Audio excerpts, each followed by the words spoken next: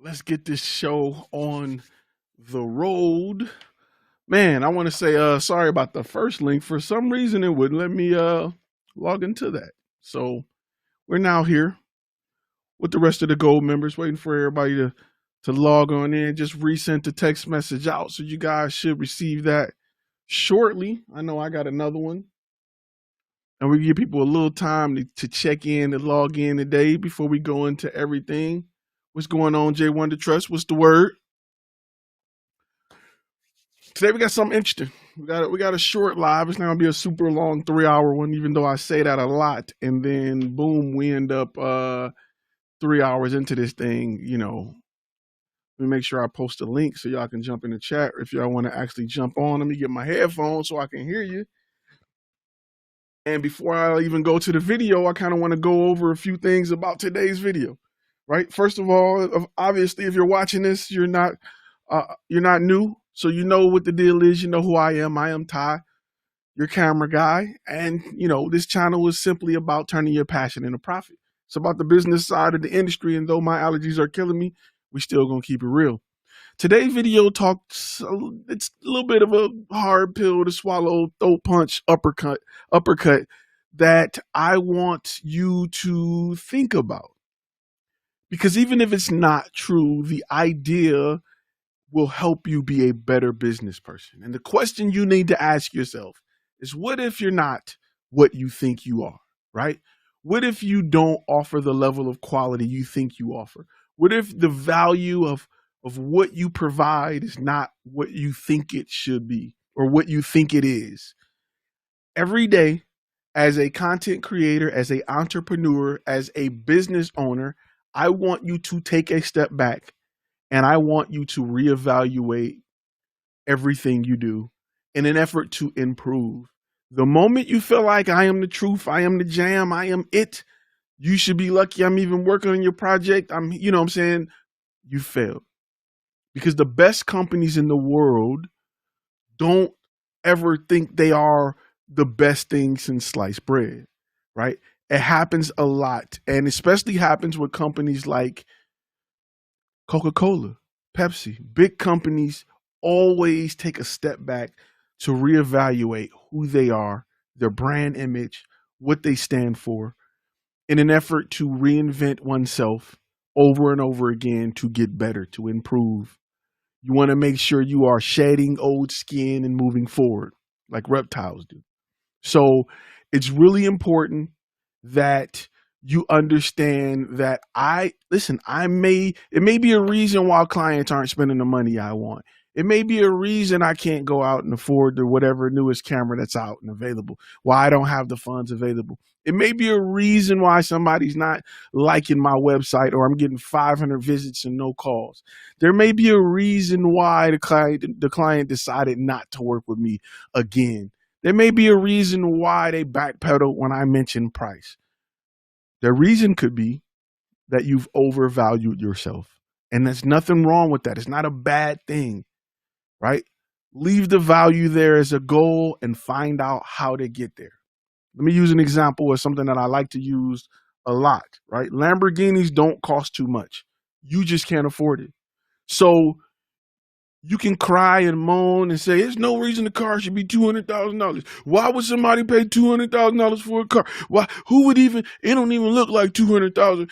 I can go get a Dodge Charger that's faster. The truth is you're making excuses as to why you can't afford it. Step to the side, let the big boys play. Because all you're going to do is make excuses and excuses and excuses. And the big boys are going to find a way to get their pockets up so that they can afford their dream car. The rest are just going to complain about it, right? When you get into business and things started rolling for you and the money started coming in, you're going to see life way differently than you do before that money train started rolling, right? You're probably going to buy less. You're probably going to be less flashier. You're probably going to have less friends. You're probably going to want less attention. On the bottom looking up, we feel like we're going to have gold chains and we're going to be balling and we're going to have this and that. On the top looking down, nah, that money looks good in the bank. during the time of my life where I've made more money than I've ever made, I wear less name brand than I've ever wore. Because it's not, and it's a little bit, it's just about maturity, but some of it is about the fact that I don't want everybody knowing what I'm doing unless we talking business, right? Some stuff is just, I'm just not crazy about it. What's going on, everybody that's coming in and logging in? Listen, if you are a gold member, make sure you also listen to the podcast. We're going to start doing a lot more interviews and things. The master course is almost completed. Trust me, when the master course is done, you're going to get a whole lot more content from me. It's just that I am spending all my time that I'm not working with Flash Film Media. I want to say 75% of my time is going into the master course. That's why I've only dropped down to really doing lives instead of doing videos that I release often. 75% is going into the master course. The master course is pretty much done. There's a few things I'm tweaking and redoing based off feedback, but there's a few things we got to record and get out. But make sure you guys are subscribed to the podcast. You rate it. There's a few episodes on there that's not available on YouTube. There's a few interviews and things that's not available on YouTube. So you definitely want to make sure you check that out. Again, this week's sponsor is Parker. If you're looking for professional graphics, he's helped me with all of my graphics. I want to make sure I get his dude a shout out because he's one of the guys that has stepped in and say, yo, I want to help with the brand. I love everything about it. How can I help? This is what I can do well. How can you apply that to what you do well? So if you need graphics, this is the guy you go with. Pricing is very reasonable. Quality is, you can see it. Quality is it is what it is. Look at that graphic. Look at that. I am decent on graphics, but I learned that I am not the best dealing with this guy, and that's great. So if you need any graphics, any logo designs, just check with him. See what he can do for you. See what the pricing is like. Even before you go to Fiverr, keep it in the family.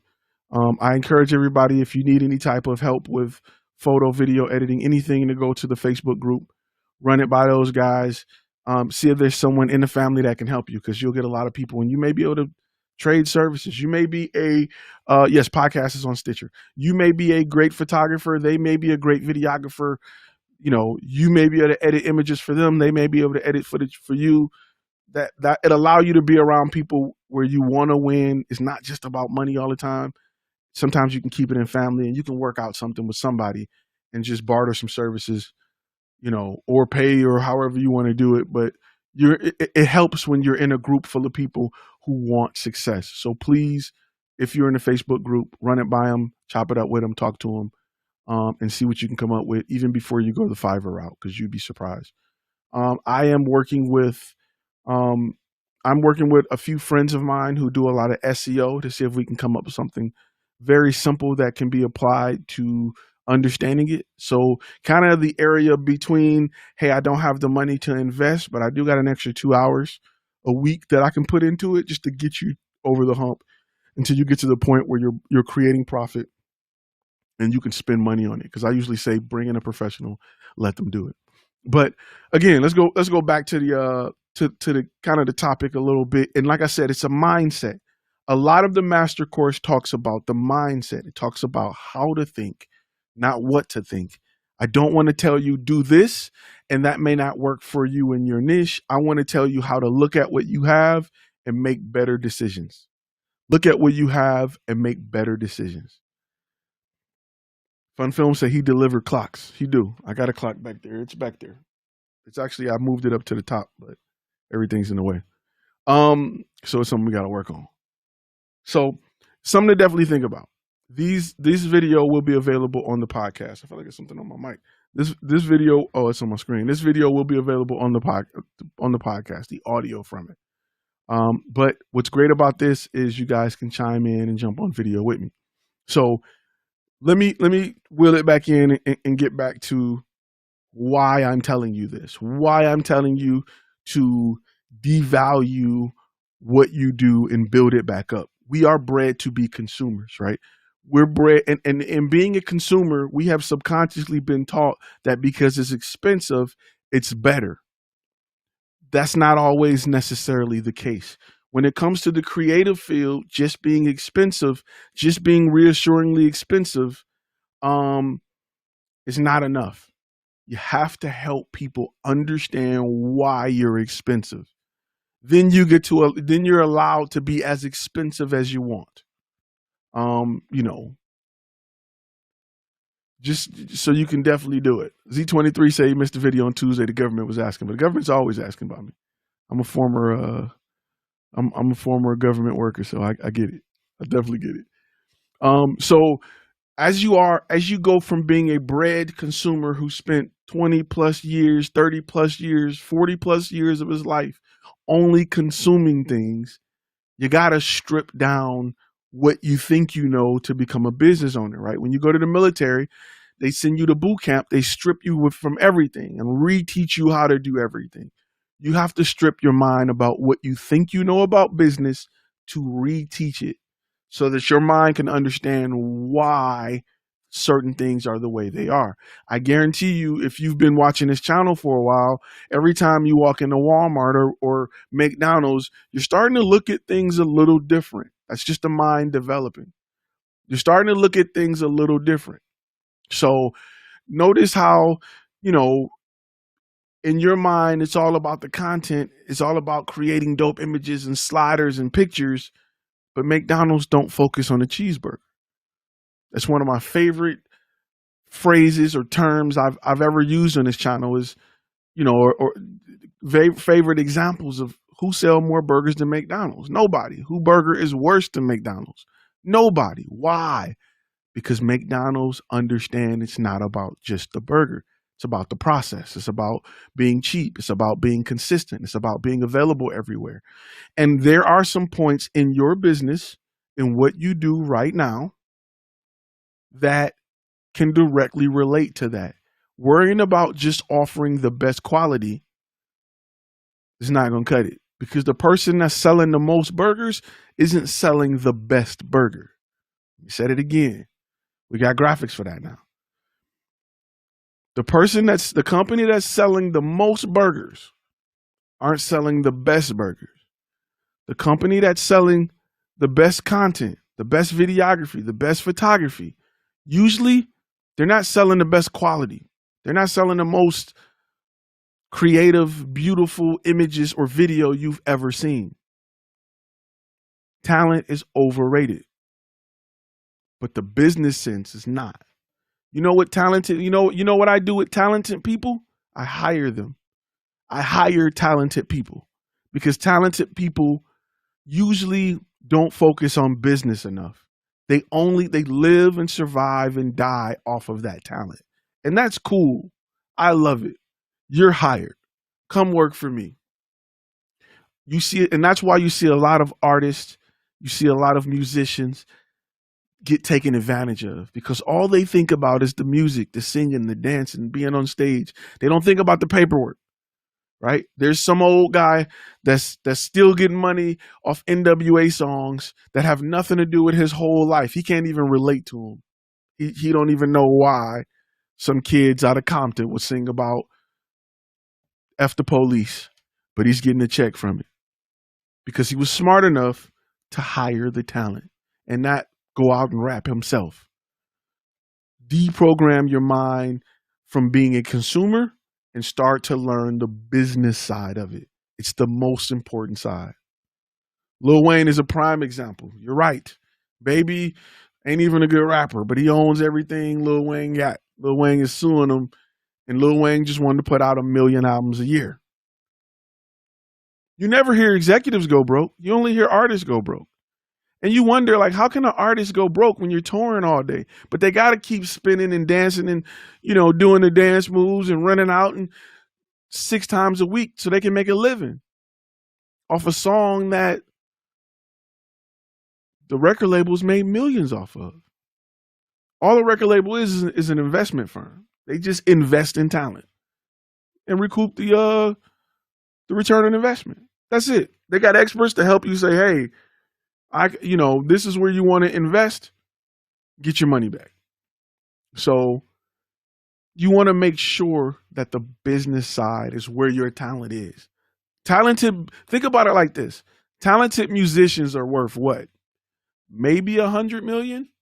If they before their business deals. Every musician you know, they got a B next to their name as business deals. Nobody's making billions off music. Nobody. However, talented businessmen, the Warren Buffetts, they're worth billions. Billions. Quincy Jones is a lot of the Quincy Jones. Gosh, I can't think of the guy who run Motown. A lot of those guys, the Diddies, are as talented business wise as they are with music. You're extremely lucky if you got both. There's very few that have both. Barry Gordy is who I'm thinking of. It's very few that have both. If you ever watched the Showtime did a documentary about Motown, and Barry Gordy used to be a songwriter until he met Smokey Robinson, who was an even better songwriter, and he hired Smokey Robinson. And he said, "You know what? I'm gonna focus on the business. I don't. You got it, bro.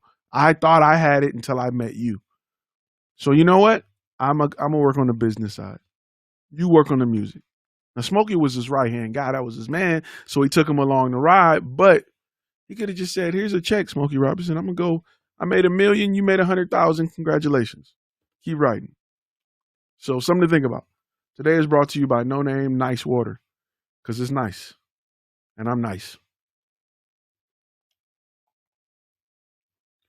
Michael Jackson's so rich he turned white. Fun film say. Sorta. Yeah. Sorta. But Michael Jackson had money, but he didn't have half the money he made record labels. He didn't have 1/10 of the money. I dropped my top, but it's all good. We're gonna keep drinking. He didn't have 1/10 of the money he made record labels. So it's definitely something to think about as you are this business owner. You hire talent. Don't worry about your talent, and stop overvaluing yourself based on just your talent. Talent is not all that. It's overrated. Work ethic, business knowledge, your business decisions are worth more than your talent. Keep that in mind. You can be I know so many great photographers that are dope, that are just absolutely mind-blowing, that can take pictures of buildings downtown in a way where you're like, what city is that?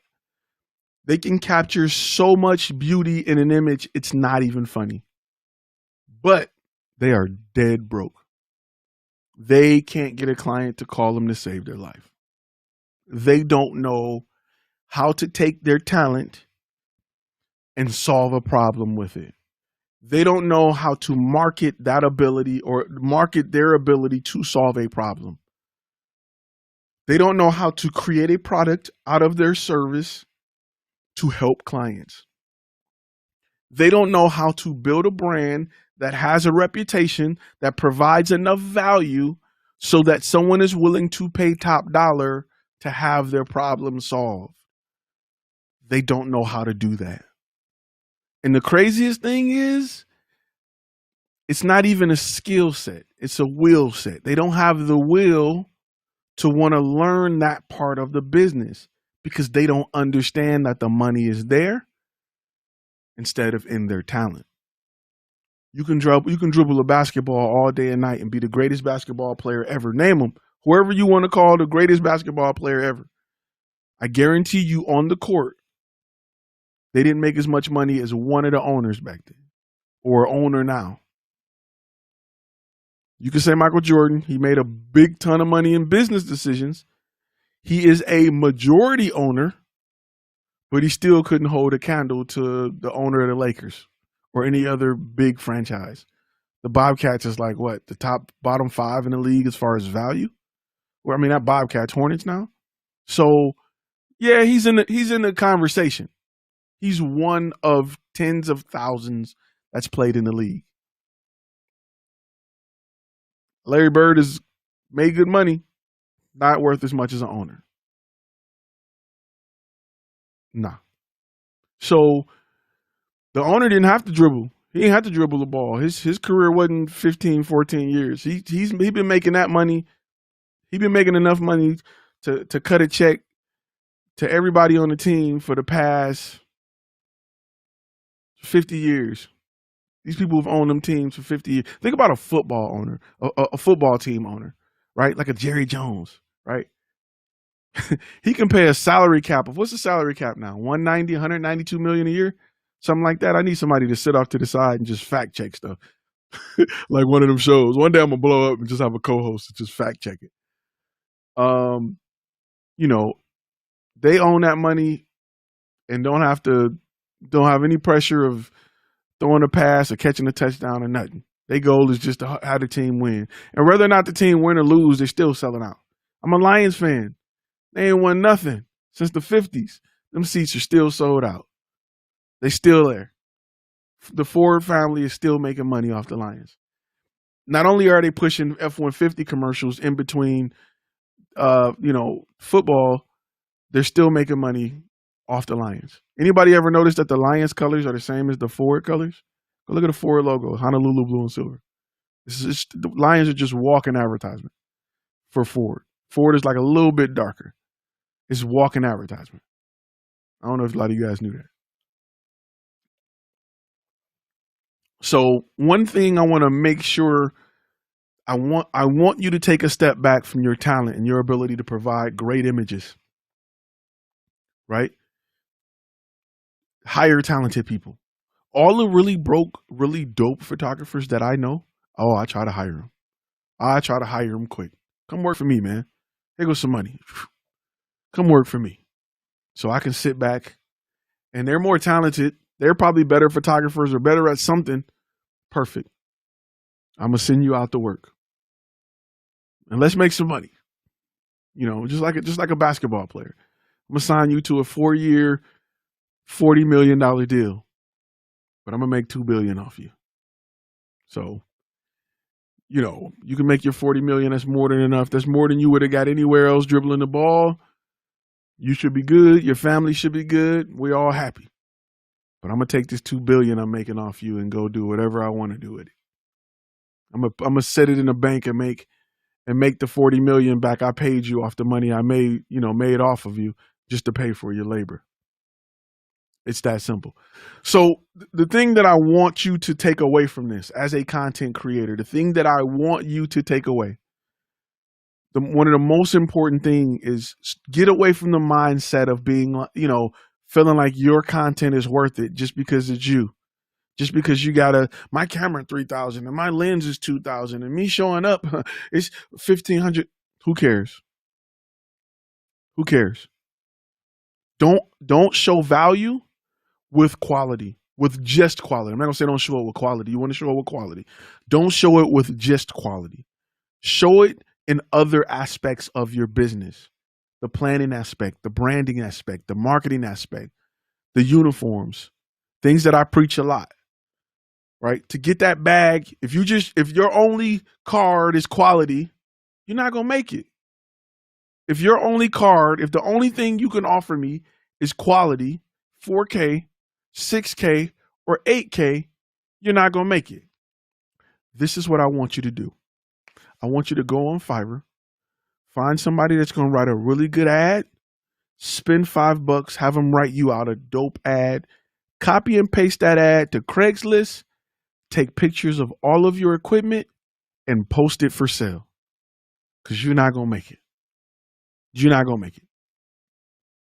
I want you to kiss your finger, put it on your butt, chuck a do signs, and kiss your butt goodbye. Because you're not going to make it, fam. It's going to be rough. It's going to be rough pickings for you. So make sure that you are going into this business thing with the understanding that you want to show value in more places than just quality.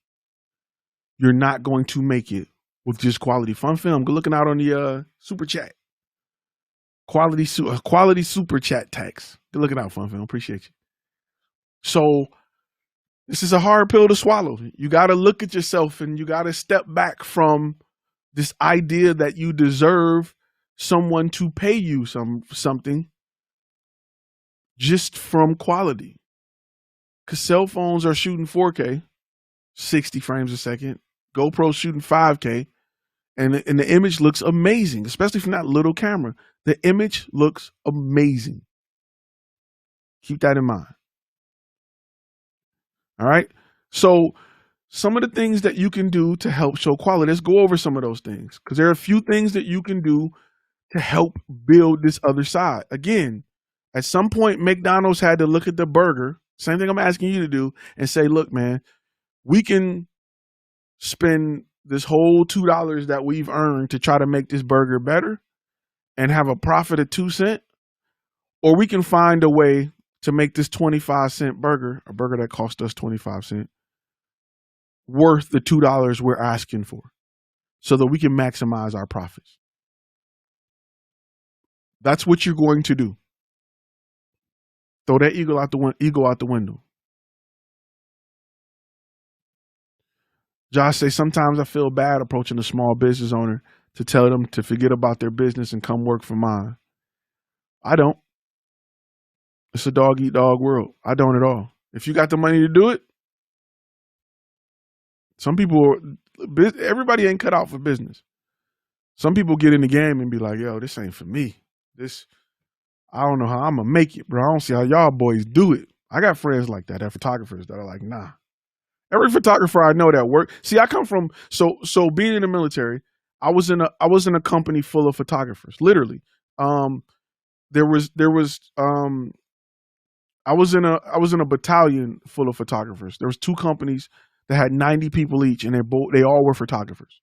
So I am from a large group of photographers, and that's how I learned how to beat out the average photographer. They learned the same thing I learned, had access to the same $2 million studios. They all had 2 5D Mark IIs, a 70-200, a 24-70, a 50 millimeter, a MacBook Pro 17-inch. They all got the same kit I got. What made me beat them had nothing to do with my photography skills. I'm not going to say that. Let me clarify that. It didn't just have to do with my photography skills. I was hungrier than they were. I touched my camera at home. They didn't. It was just work for them. They came up, took pictures, went back home, went to sleep. I was filming stuff at home. I wanted it more than the average guy. So I just had a passion for it, a love for it more than the average person. That passion moved from just images and lighting to the business side of it. How can I make money like this? How can I live more than comfortable? I don't want to just make it. I don't want to make $50,000 a year in photography. I want to make 150. How can I do that? Simple. By understanding the business side of it. Because everybody here understands that businesses need images, right? Businesses need images. Every business need pictures, period.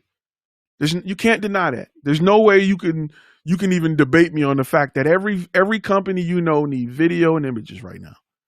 More in 2020 than in 2019, than in 2018, than in 2017. And guess what? That number is going to continue to climb because we're going from, back in the day, it was okay if you seen one new picture from an image a quarter. Then it started going to a month. Now it's every day. Now GoPro needs to post a new picture every day, multiple times a day. Social media needs to be updated multiple times a day because a picture you post yesterday won't be in my feed today. So I need to be in your feed every day. So I need to post every day. So something you got to keep in mind. This is not going anywhere. You got to understand the business side. Donald Gray says a micro explanation of the client proposal process, and the role play would be useful. Ty, not sure if this is planned for a master course. Okay, so let me go in the master course. We're going to go into detail on how to write a proposal, what needs to be in a proposal, so it won't go word for word as this and that. It will say, okay, this is the part of the proposal that needs to explain what your company does, why they should choose your company. This part of the proposal should explain the process. Here's an example of the process. So usually, my proposals, and this is just my way of doing it where I've had success, is on all of my proposals, I like to gain your trust before I talk money, right? I like to gain your trust before I talk money.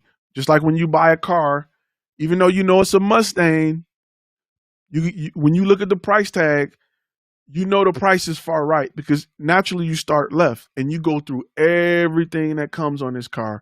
So by the time you get to the price, you're like, oh, okay, I can see why it's that much. It makes sense. Because if they started with a price, if it's out of your ballpark, you're instantly cut off. You're like, 100,000. Yeah, but if I can show you that the base price is 50,000, plus we added this, it's a convertible, it come with this, you added that feature, this technology, these wheels, this engine, this color, this leather seats, this accent color, this gear duration, gear ratio, it takes this type of gas, this the delivery fee. Okay, I get why it's 100,000 now. So with my proposals, I usually start with company information. I don't just say Flash Film Media, you got video production, $45,000, invoice due now. That's a bill. That's not a proposal, right? A proposal is if I never talked to you and I emailed you a random proposal, you should understand who I am, what I do, why you should work with me, what package you're looking at, what's going to happen when you purchase this package, the price, then the contracts. That's how it should look. So usually my proposals are 8 pages long, right? They're 8 pages long. Each page has something unique.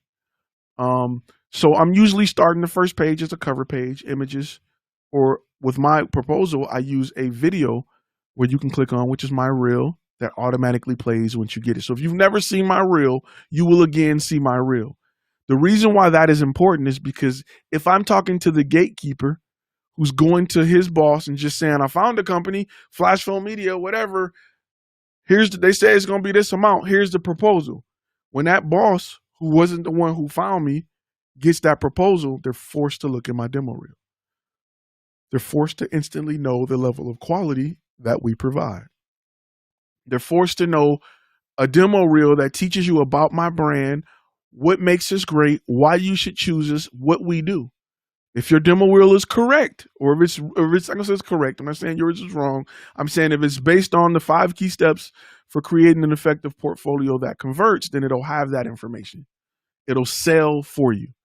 Once they get that, then we talk a little bit about the history of the company. Very brief. It doesn't need to be, it's half page. It's a half page thing. I'm not giving you my whole back in 2000 and blah, blah, blah. We started. Nope. You're getting half a page. Then we're going to talk about the services and products that you're interested in. With video production, we shoot a lot of video production with the purpose of blah, blah, blah, blah, blah. We use cinema level cameras or blah, blah, blah, blah, blah. We talk about that. Then we talk about specifically what they're getting. So I have sections that if you're getting video production, this paragraph go in. If you're getting editing, this paragraph go in. If your package come with a teleprompter, this paragraph go in. So you know what you're getting. You're getting video production with a teleprompter, with editing and 4 2-minute videos delivered. Cool. I explain the process of what happens.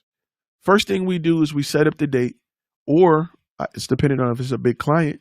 I'll say that we'll come out and look around and find a good place to shoot. So it'll say something like, first step is to pick a date that works for you, that we can come out and set up and film. After we film, and I usually break it down where if let's say it's an 8-hour shoot, we spend 4 hours doing headshots. So we'll have our, during the day, we like to schedule our people who talking. Then the second half of the day, I always do B-roll last, because if I get my B-roll in 3 hours, I can dip. I don't put a talking head at the end, and then I'm stuck there until 3, and I'm done shooting at 1. I always put my talking head in the morning. Plus, people are fresh. Women makeup tend to be fresher. People have been to a mirror more recently than they have after 2. Plus, after lunch, people got stuff in their teeth. They tired. They don't want to be there. You know what I'm saying? They crashing like Red Bulls. Coffee is crash. So I talk about the schedule. Then I talk about what to expect after the schedule. Within 10 days, 10 business days, usually shorter. I think on mine I have 5 days. We provide your first draft. And I make it clear, hey, in your first draft, the same thing I have on the draft warning video. In the first draft, color won't be, we're not going to color correct it. Audio may be off. But our goal, and I tell people the goal because they'll see the first draft and think you're trash. I even send this on my video before you do it. My first draft is our goal is to make sure that video is in the right place. That's it. That's all we need to do. We'll figure out the rest on the next stage. As long as we know we got the right shots in the right places and you like the feel, you like what he's saying and what we're showing, and then what the next person is saying, and then what we're showing, cool. We'll go from there. Then I tell them, we send the second draft, which usually includes color and music and graphics, and then we finalize it. So that's the stages. Once we finalize it, and this is on a proposal, we deliver it to you, or you have the ability to download the video in these formats from the review page. That video will be housed on the review page for 6 months. You have the ability to download it and use it. After that, we go into contracts. There's one signature on the whole proposal. Once they sign it, proposal file lets me know. I generate an invoice. Or if I'm using HoneyBook, there's going to be an automatic invoice generation when I move to the next step that's sent to them. And I make sure that in the proposal and on the invoice, everything starts the day we receive the payment. The date you picked is not locked in until the day so if I send you a proposal on Monday and you don't sign it till Friday, that date may not be available. Somebody can come in just that quick. You usually have 24 hours from the time I send a proposal where it's locked in. After that, it's open for anybody. And I kind of explain that. But that is pretty much, it's more than a quick one, but that is pretty much how my proposals work.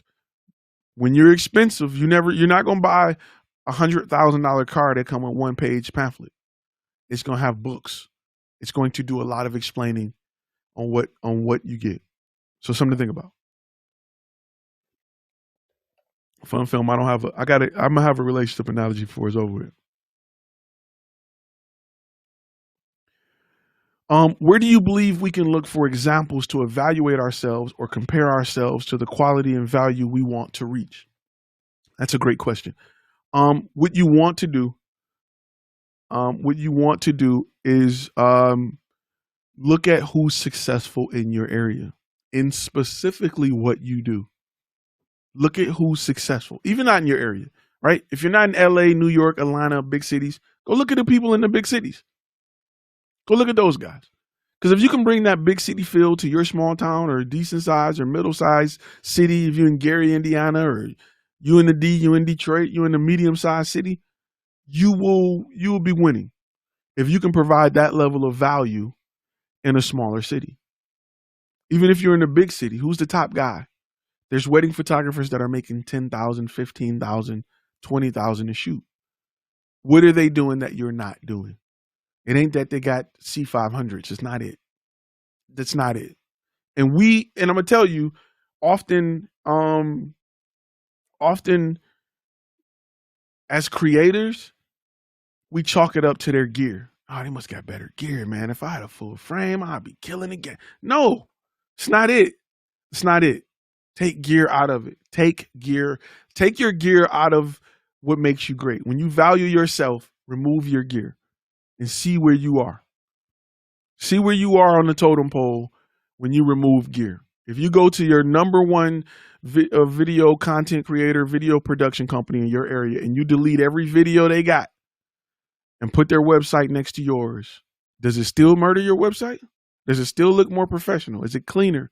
Is it better text? Is their form better? Do they got a little slide and scale that help explain things better? Is their fact page better? When you call their number, does it say, thank you for calling such and such? Is yours just ringing on your cell phone? Like, you got to look at that stuff. You have to look at that stuff. Those are little things that those are little things that you overlook because you have been bred to be a consumer. If you call Best Buy and somebody was like, yeah, what? You'd be like, oh my God, this Best Buy is ghetto. Let me call another one. Because instantly in your mind, it's not professional. However, you do that with your business all day and don't think nothing of it. You answer the phone like, hello? Yeah, this us. Instead of saying, thank you for calling Flash Film Media. My name is Ty. I'm here to provide world-class customer support. How may I help you? I guarantee you there's a lot of you guys watching that don't answer your business phone that way and don't understand why you're getting nickeled and dimed for your business, for your products. There's a lot of you guys who don't answer your phone. Hey, this is J&J Productions. Our goal is to provide the best video solution ever. How can I help you start your next project? A lot of people don't, right? There's a term that runs throughout the master course that I'm going to share with you today because you guys are gold members. And it's something that I want you to wrap your mind around, right? The goal for your brand or business, let me get my graphic up here because it's a gem alert. The goal for your brand or business is to solve your client's problems with cinematic solutions. Your goal is to solve client problems with cinematic solutions. Period. I don't care if you capture audio. I don't care if you do photography. I don't care if you're editing. I don't care if you're a colorist. That is your goal. You provide cinematic solutions. I don't want to see no companies calling themselves the cinematic solution provider. I will sue you. So it's something that you have to embody, embrace, and understand as you build your brand and build your company.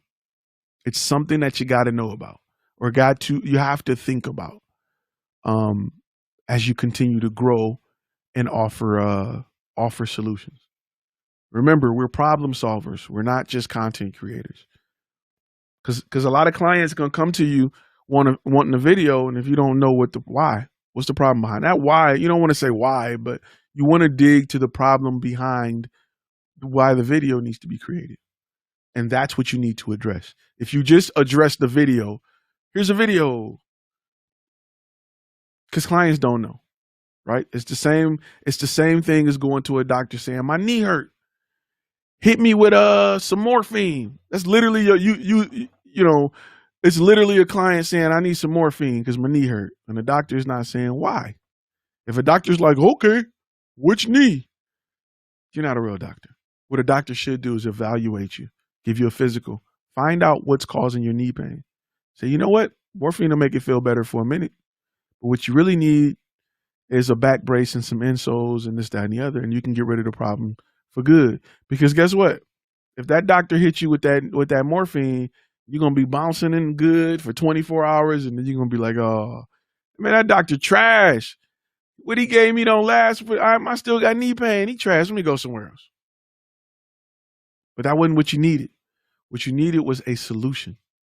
And we provide cinematic solutions. All right? Hood doctor. That's right. Hood doctor just cracked. About to get that LLC. J-Tech Studios about to get that LLC. Hey, we got some new I'll give you guys a sneak peek, but we got a new line of we got the contract pack. We got the cease and desist pack coming real soon. I'm gonna show you how well they work too. I'll leave it at that. But we got the cease and desist pack coming real. I have him. It's been Master Course A1. So we got the cease and desist pack. Created Media Solutions. That's right. So, the goal, make sure you are that problem solver. Make sure you are that problem solver and chill with the ego, right? Creatives, we have an ego. We are just like, my work is, how dare you talk down on the work that listen, get rid of that ego. That's the number one killer of content creators in business is they have ego and they don't have a brand that provides the value to match that ego, right? Nobody would care if Kanye West acted the way he acted if he didn't make hits. Because he make hits, people care. Okay, Kanye, all right. If Kanye was a guy down the street, you wouldn't care. That'd be your special uncle. Nobody, don't go over special uncle. Don't mess with your uncle. He's special now. He ain't got, he got some screws loose now. Don't mess with him. Leave him in that room. I'm going to take him his TV dinner. He going to go back there and make beats and he going to go to sleep. As soon as the price is right, as soon as Wheel of Fortune go off, he going to be asleep. Nobody care. People care because Kanye West is talented. It is what it is. So the cease and desist pack won't be a part of the contract pack. The contract pack won't get any more contracts added to it. It may get updates to contracts, but it won't be added to that. See, because there's a bunch of cease and desists. There's about, you know what? I'm just going. I'll tell you what's coming. I'll break it down for you. I won't go into too much detail with what's on them, but I will tell you what the cease and desist pack will include. Because there's a reason why I got them. There's a reason why. So there's 5. There's one for writing scripts, writing books. There's a cease and desist where if you find somebody plagiarize your stuff, you can provide that cease and desist. There's a second one for video production. Someone stole your video production, your idea. They're reusing your video on their page. That's a cease and desist. There's a cease and desist for photography. If somebody stole your images, they got your images on their page and they're using your pictures, that's a no-go. There's a cease and desist for concepts and ideas. Hey, I told my friend about this idea. They went and shot it. We got to get that pulled immediately. And there's a cease and desist for music. I made this music. This is my song. Why is it on your video, buddy? I don't know you. Now, with that cease and desist, it helps if you have a patent. So when you purchase that pack, there's a video showing you how to file for a patent. As soon as you get that patent number back, that goes on the cease and desist and some other information for you to send to that person so they can pull it. And if they don't pull it, you got a patent, you got raw files, you got a cease and desist. Now we can go after pockets. And there is some course with it to tell you about what your next steps should be. And it's legal advice that I've been working on because I kind of had something that's like that's going on. If you are on the Facebook group, you've seen me post a little bit about it. So, yeah. Not a cease and desist for that fun film. So it's important because as your business grow, you're going to run into copycats. You're going to run into people who are like, that's a good idea. Snatch. That's a great idea. It just happens, right? If you don't got haters, you ain't doing it right. It happens. So it's something to know about. It's something to definitely understand and know. So it's something that I didn't think I would ever need. I didn't know. But after a situation and talking to my lawyer, you need to have it in your back pocket. So that'll be launching soon. The goal is to get everything out. My deadline right now is trying to push everything by Black Friday. So patent subject, is that how you get paid for royalties from content, right? No. So patents don't get you paid from royalties. Yes, the real answer is no. Patents help protect your ideas or inventions. It doesn't mean somebody will pay you for it, right? Patents mean if you use it and it's mine and this is the proof that I created it, we got a problem. Now we can negotiate some type of royalty payment, but it's up to me. I can say you can't use it. I didn't give you permission to use it. No, pull it. In fact, pay me for the damages you've caused by making it look like my brand is attached to yours. We wouldn't be attached to that crap, that trash. Imagine if Walmart went and put a Gucci logo on a shirt. Gucci is like, how dare you? We would never be attached to Walmart.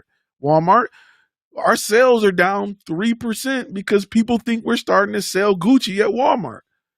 So here's a cease and desist saying, pull everything out of the shelves, off the shelves, out of the stores, and pay us for it. Because we can prove that this is our logo. Because we've trademarked it. We got a patent for that design. How dare you put it on your garbage can attire? So now if Gucci wanted to work with Walmart and say, you know what? Okay, you can sell our stuff, but we want X amount, Z amount, you know, we want that. Then you'll get royalties off of it. But you need to protect your stuff so that you don't have that issue. Now, are you going to patent everything? Probably not. If you make something for a company and you are licensing it to a company, you may want to file a patent. Yes. Usually raw files will allow you to keep ownership or prove ownership, right? But a patent just makes it easier, faster, and it's cheap. It's $20-some. It ain't, you know what I'm saying? You can patent so much at once. The course is going to talk about how you can patent. There used to be a time with music you can patent a whole CD at once. So if you're a producer and you're making music, you can put 500 beats on a CD. You know what I mean? You can put MP3s on a CD. You can patent whatever, however you want it. Things are a little different now, but that course is going to go into that and explain why you need to have this alongside of your raw files. So I usually don't keep a lot of raw files. If it's something that I license, then I'll patent it and let them hold it in a patent office. And I got the patent number and I can just go from there. So I don't have to have 20 terabytes of freaking data just to prove I created something back in 2006. No, I'll patent it. If I feel like it's something that someone would steal, at least if I'm doing a commercial, if I'm doing a training video for a dental office, we shoot it in a dental office and they're saying, welcome to John's Dentistry, but I probably wouldn't patent that. What more could they possibly do with it? They can't do much with it. You know what I'm saying? I wouldn't license it to them. I'll just, you know what I'm saying? It's not like it's not, there's no resale value there. Whereas a real estate agent or a person that rents a house, what they're going to make per year off that house, once that house is back on the market, they're going to keep making that over and over. Nah, bro, you got to come see me. You know what I'm saying? And then in real estate, they're more used to doing licensing deals. They're used to it. Period. And maybe work it out where I'll come and refresh the images or certain things like that. It works, but that thing will go into making sure that nobody can just steal your stuff, and you don't have to go see a lawyer and spend $1,200 for a cease and desist, because that's about what they cost. You know what I'm saying? Like, and if you got two patents, let's say they steal something off two different patents, you about to spend $2,400 just to tell somebody to stop, because you can literally call them up and be like, "Yo, that's mine. Pull it." You're right, buddy. Get out of here. I've seen it happen multiple times. I had a friend of mine who, this is crazy, but he went on Fiverr and got a logo design. You see how my logo is my silhouette? He got a logo design like that, and he put it on his Instagram page. And there was a company that has one of them phone apps that you can edit photos in, and they used his image as if it was made in that app. Right? So they used his drawing and was like, yeah, we took this picture and we scanned it and this is what we made. Copyright for Inventions, yes. Inventions, formulas, and processes, correct. Because somebody can steal your systems and processes as well. So the app company was running an advertisement on Instagram using his image, and he knew nothing about it. And people who were friends with him that saw it was calling him like, yo, what you doing with this app? He's like, what are y'all talking about? So he had to literally go on, like he spent probably 2 weeks between him and friends and family, like refreshing Instagram because they were trying to get the company name in the app. And he finally found it and went after him. He literally called him like, yo, that's my picture. Can you take it off? They was like, whatever, guy. Get out of here. You posted it on Instagram. Good luck. Good looking on the super chat created in 1984. That was a good year. So, Josh, one thing, yes. So again, copyright, um, copyright, patents, trademarks. Those are things that's covered in the master course, but they're important to understand, important to know, they're important to do, and they're not that expensive. They're not that expensive, right? People think it costs a lot of money to patent, copyright, or trademark something. It is not.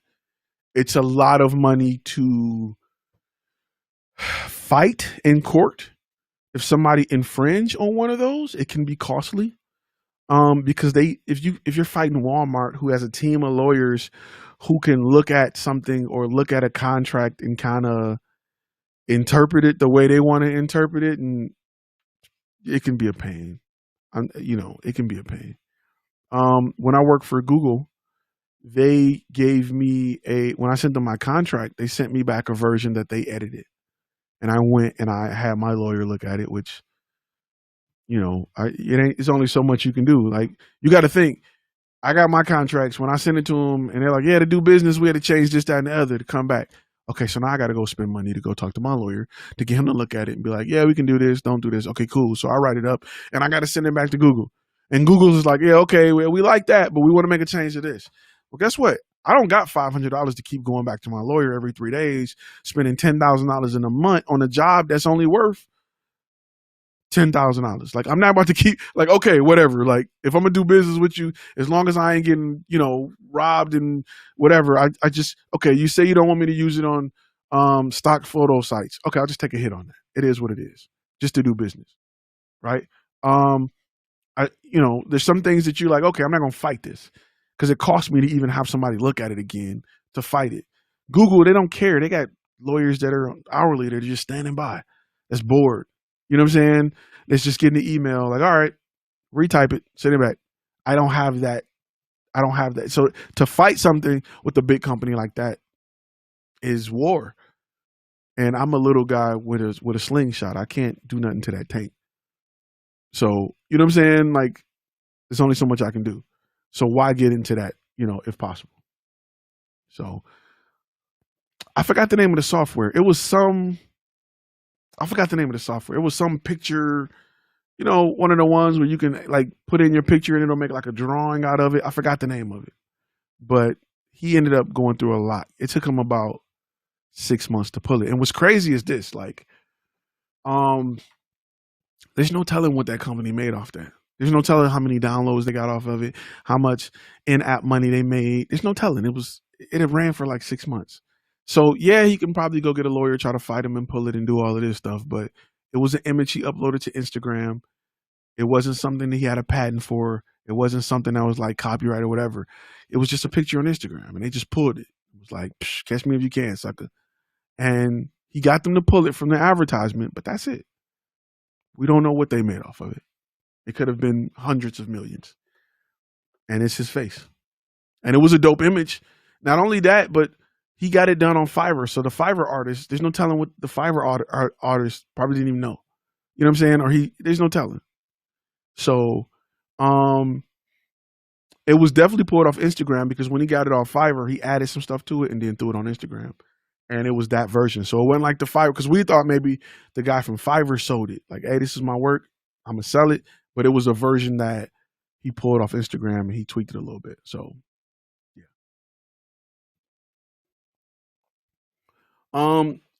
So real quick, what software do you use if you move away from Tave and HoneyBook, and why? So I like Tave and HoneyBook. Tave is cool. I started with Tave. I switched to HoneyBook.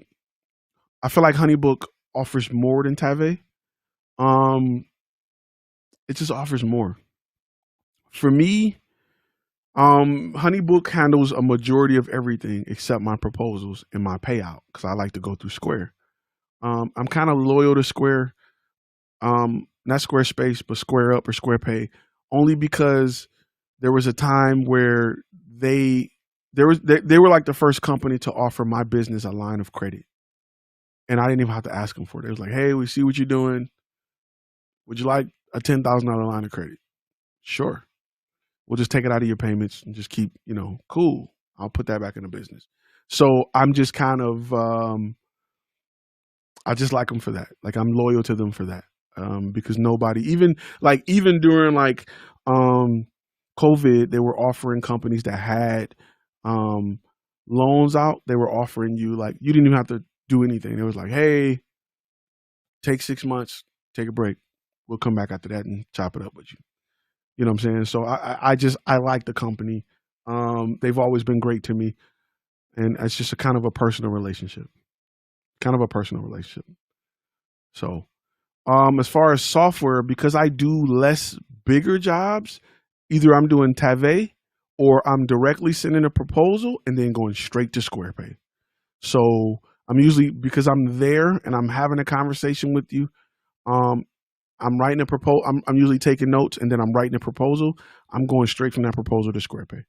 And there isn't as many steps when you start doing bigger jobs. So my goal, and I'm gonna just share it with you, gold members. There used to be a time where I'd have 4 jobs. I would do 4 jobs a week, easy. Especially when I was doing Thumbtack, I do 3-4 jobs a week. My goal now is to do about 2 jobs a month. And that's because I have Flash Film Academy and it requires more time than Flash Film Media. And the goal is to, at some point, transition full-time into Flash Film Academy and then only take really big jobs, really big $30,000 plus jobs. That's it. And do 10 of those a month. 10 of those a year and be good. That's the goal. Because I love this portion of it. I love Flash Film Academy. I love hearing stories, seeing people grow. And my passion has been more of the teaching side. I just enjoy it. It's just, I enjoy it. Plus I want to get into more filmmaking, right? And Flash Film Academy helps me build an audience. It'll help me take you guys behind the scenes to show you some of the things we're doing as far as shooting, as far as the business side, as far as growing it. And it's just something I like. I bought the contract pack, but wait. What do you do if someone still take your clients without you knowing? That's going to be cease and desist pack. That's when you're going to send them cease and desist. Okay, so I have a second shooter agreement. Hopefully you've had the person that you know, or is it someone that's signing a second shooter agreement? Are they a second shooter with you? Are they working with you and they took a client? I need a little more information on that. No problem, created. In 84. 84 was a good year. Are they Josh, are they stealing clients from you that you hired? I want to get a little bit more information on that before I jump into that one. Because that's a whole different ballgame.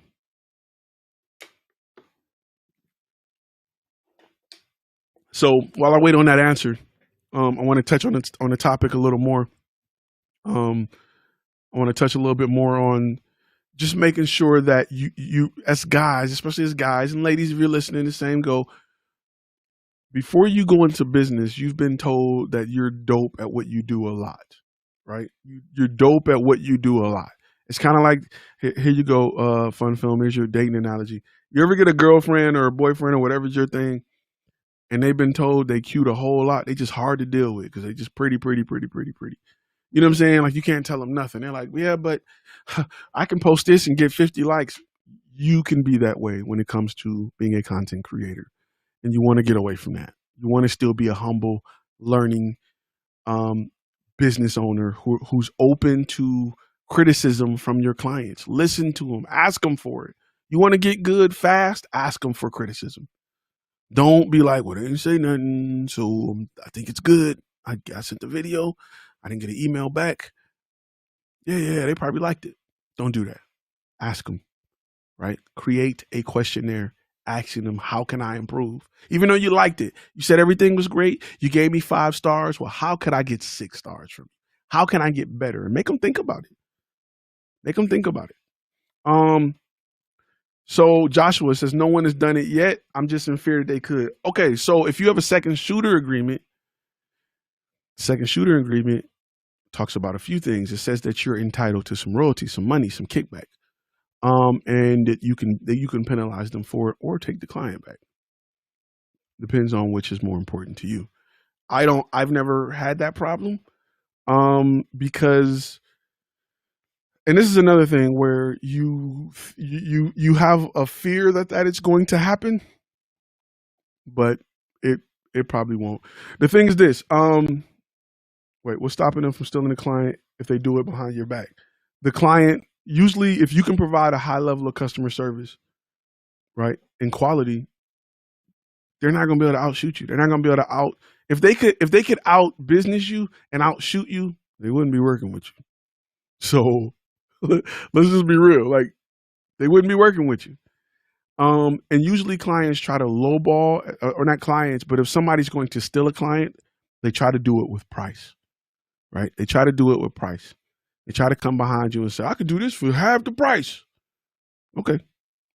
Well, walk them through the rest of it. They can't, right? Just like whatever you do for a living, if you work at Ford and your job is to install door handles, you can probably go to a person and be like, I can do that way cheaper, but you can't build the whole car.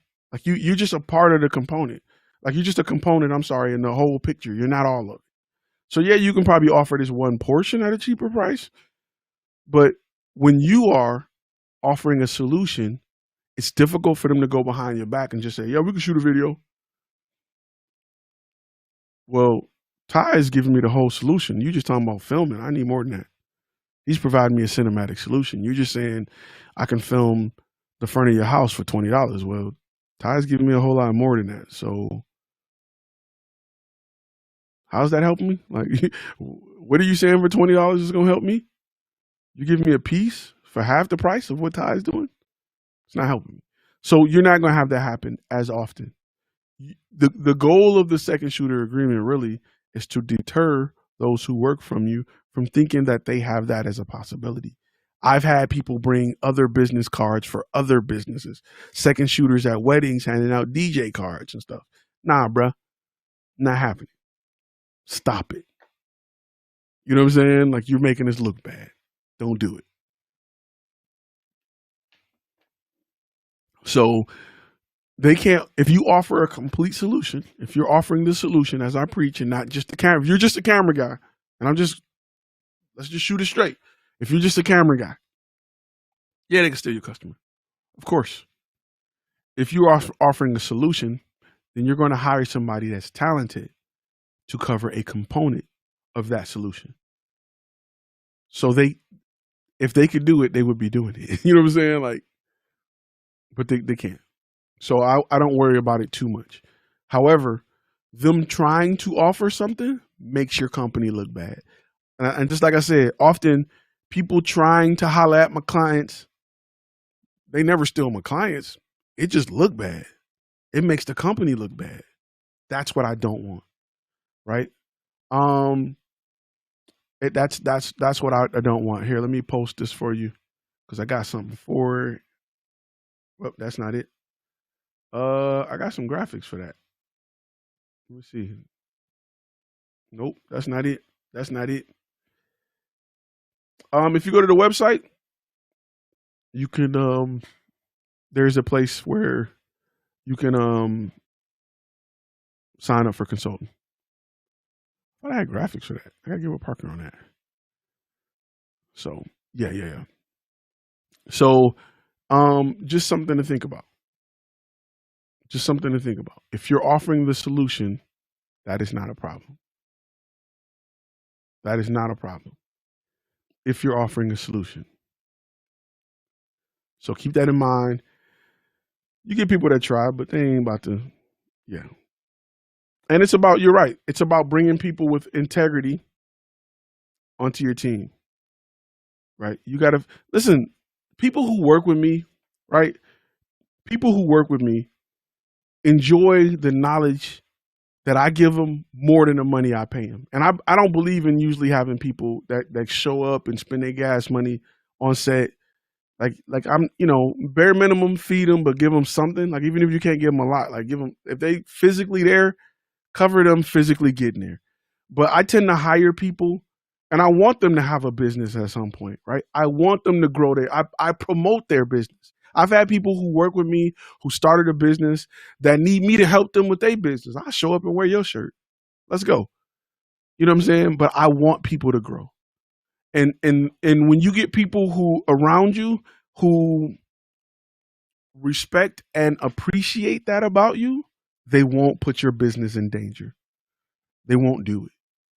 They will respect the fact that they can gain a lot from you and they don't want to burn that bridge. So I try to make sure those are the people that I bring around my brand and my company, right? And it's just about integrity. Somebody said, love that integrity. Integrity sound like a car made by Nissan or something. The Nissan Integrity. Anyway, but that's something that is important. Something to keep in mind. I thought I had a graphic on booking and consultation, but I don't. I got to get with Parker on that, but it's all good. I got one on the website. Where do you find videographers who are willing to learn? Okay, that's a great question, Frozen. And I'm gonna tell you something. This is gonna feel like I'm willing you back to the same. Listen, when your website dope and you're real dope, and people look at you and like, yo, you are on. Like your junk is. How do I get there? You can pull almost any videographer if they have something to look up to, right? You got to get people. You got to get people who. You got to give them something to look up to, right? If you're a karate instructor and you're a 6-time black belt champion, whatever, it's easy to find people that will help because you've given them something to look up to.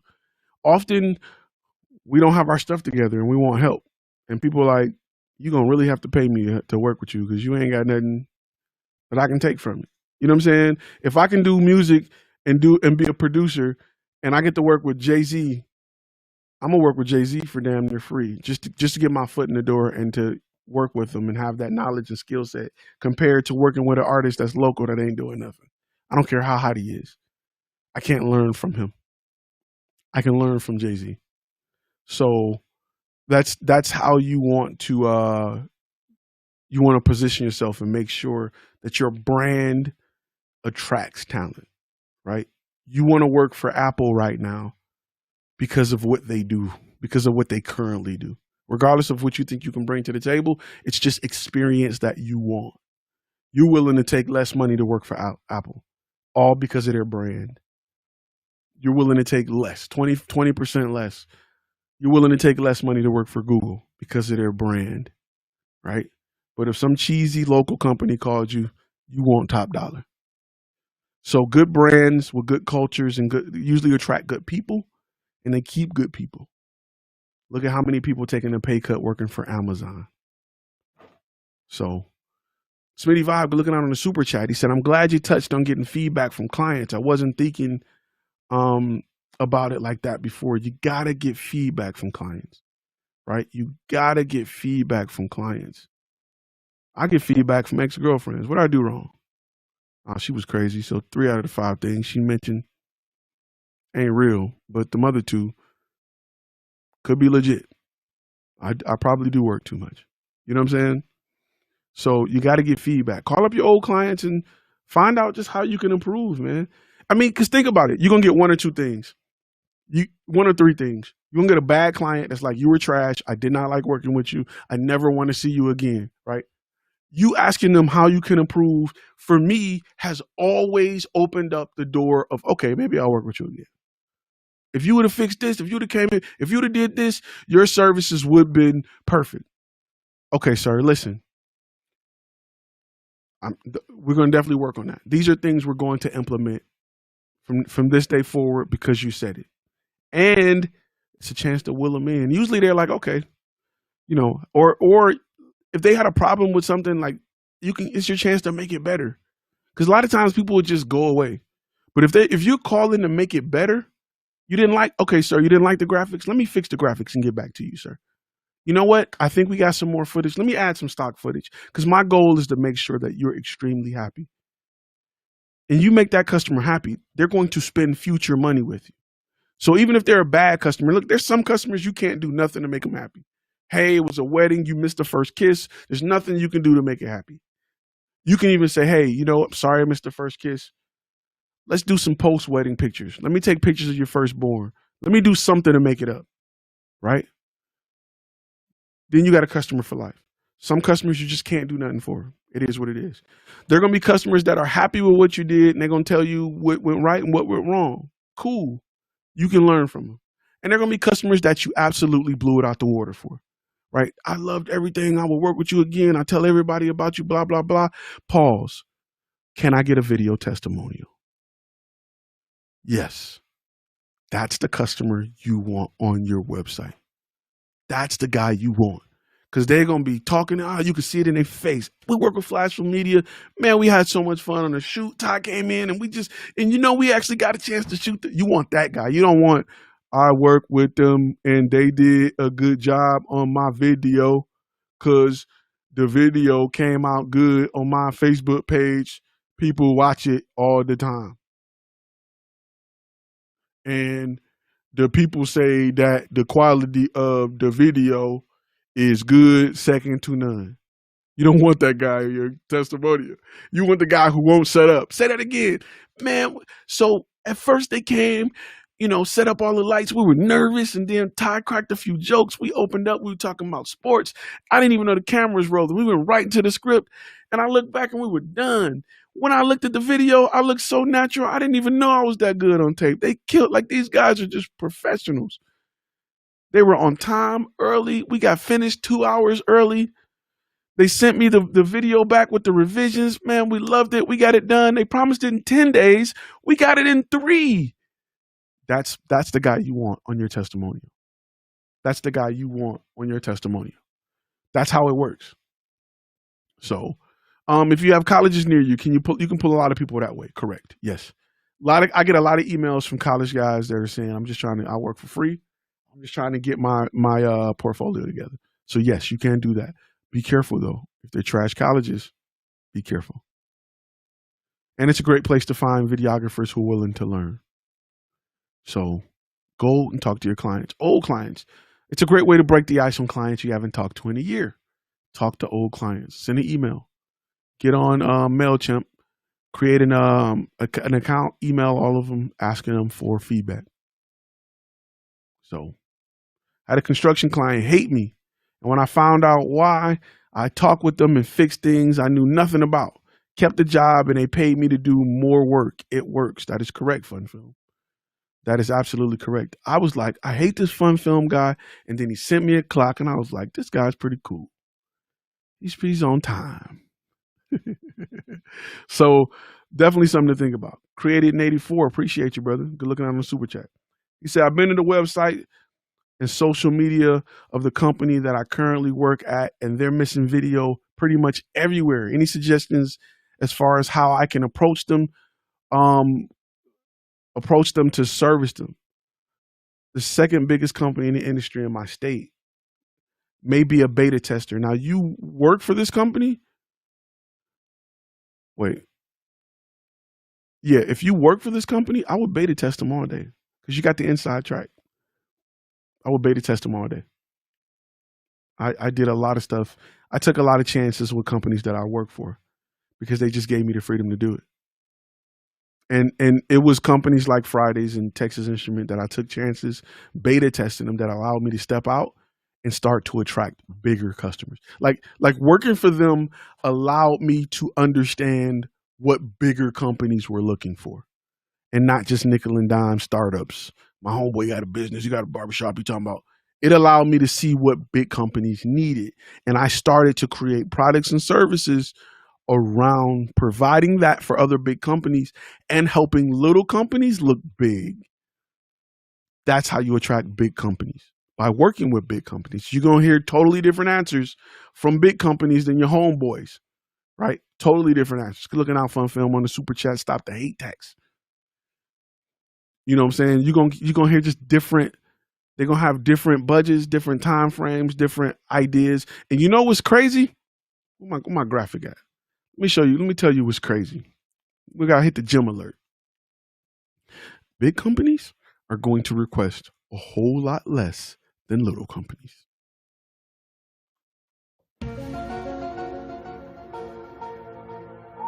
Big companies are going to request a whole lot less than little companies.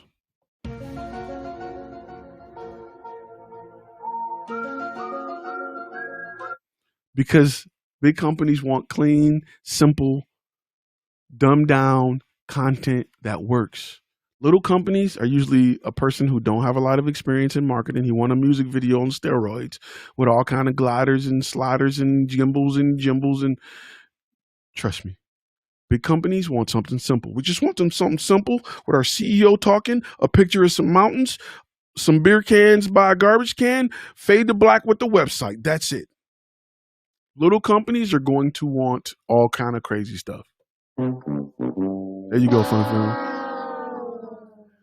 Frozen, Thai, will local Walmart or Best Buy work with a production company without approval from corporate? If they do, it sounds like a good way to get some big names on your portfolio. No, they will not. They can't touch nothing with marketing. Nope. Not only will company-owned companies, because that's a company-owned company. When I mean company-owned company, I mean it's not franchise. The businesses, they own all of their locations. Franchises won't do it because in that franchise, they agree to let the franchise handle marketing. In fact, they don't have a budget locally to spend on marketing. The franchise fee that they pay allows that it goes to a bucket of money that's spent on marketing. I'll give you an example. Really good friend of mine owns a Holiday Inn. Really good friend of mine owns two of them. Two Holiday Inn, regular Joe. You would never know him. I play basketball with him. Cool guy. I was not allowed to come in, even though he would hire me in a heartbeat. I can't go in and do their 360 images. I can't do their drone shots. I can't do their commercials because Holiday Inn, he pays a franchise fee. They get a percentage of every dollar he makes that goes towards marketing, using the name, all that other stuff. So he can't even, if he spend money, it's out of his pocket. And he was willing to do it, but he can't use it because he's agreed to allow them to do all of the marketing, look, branding, and images, an image of the business. So you can't. You can't. Ross Jones, correct. Michael, what's up? Welcome to the chat. Looking out on the super chat. Late, no chat with other gold members today. I sent out the what's the name? Nobody logged on. I sent it out. I'll post it again real quick. We're getting ready to wrap in a minute, but yeah, nobody logged on. Let me see if I can pop it up here again. I'll try it from this side because for some reason it wasn't taken. But yeah.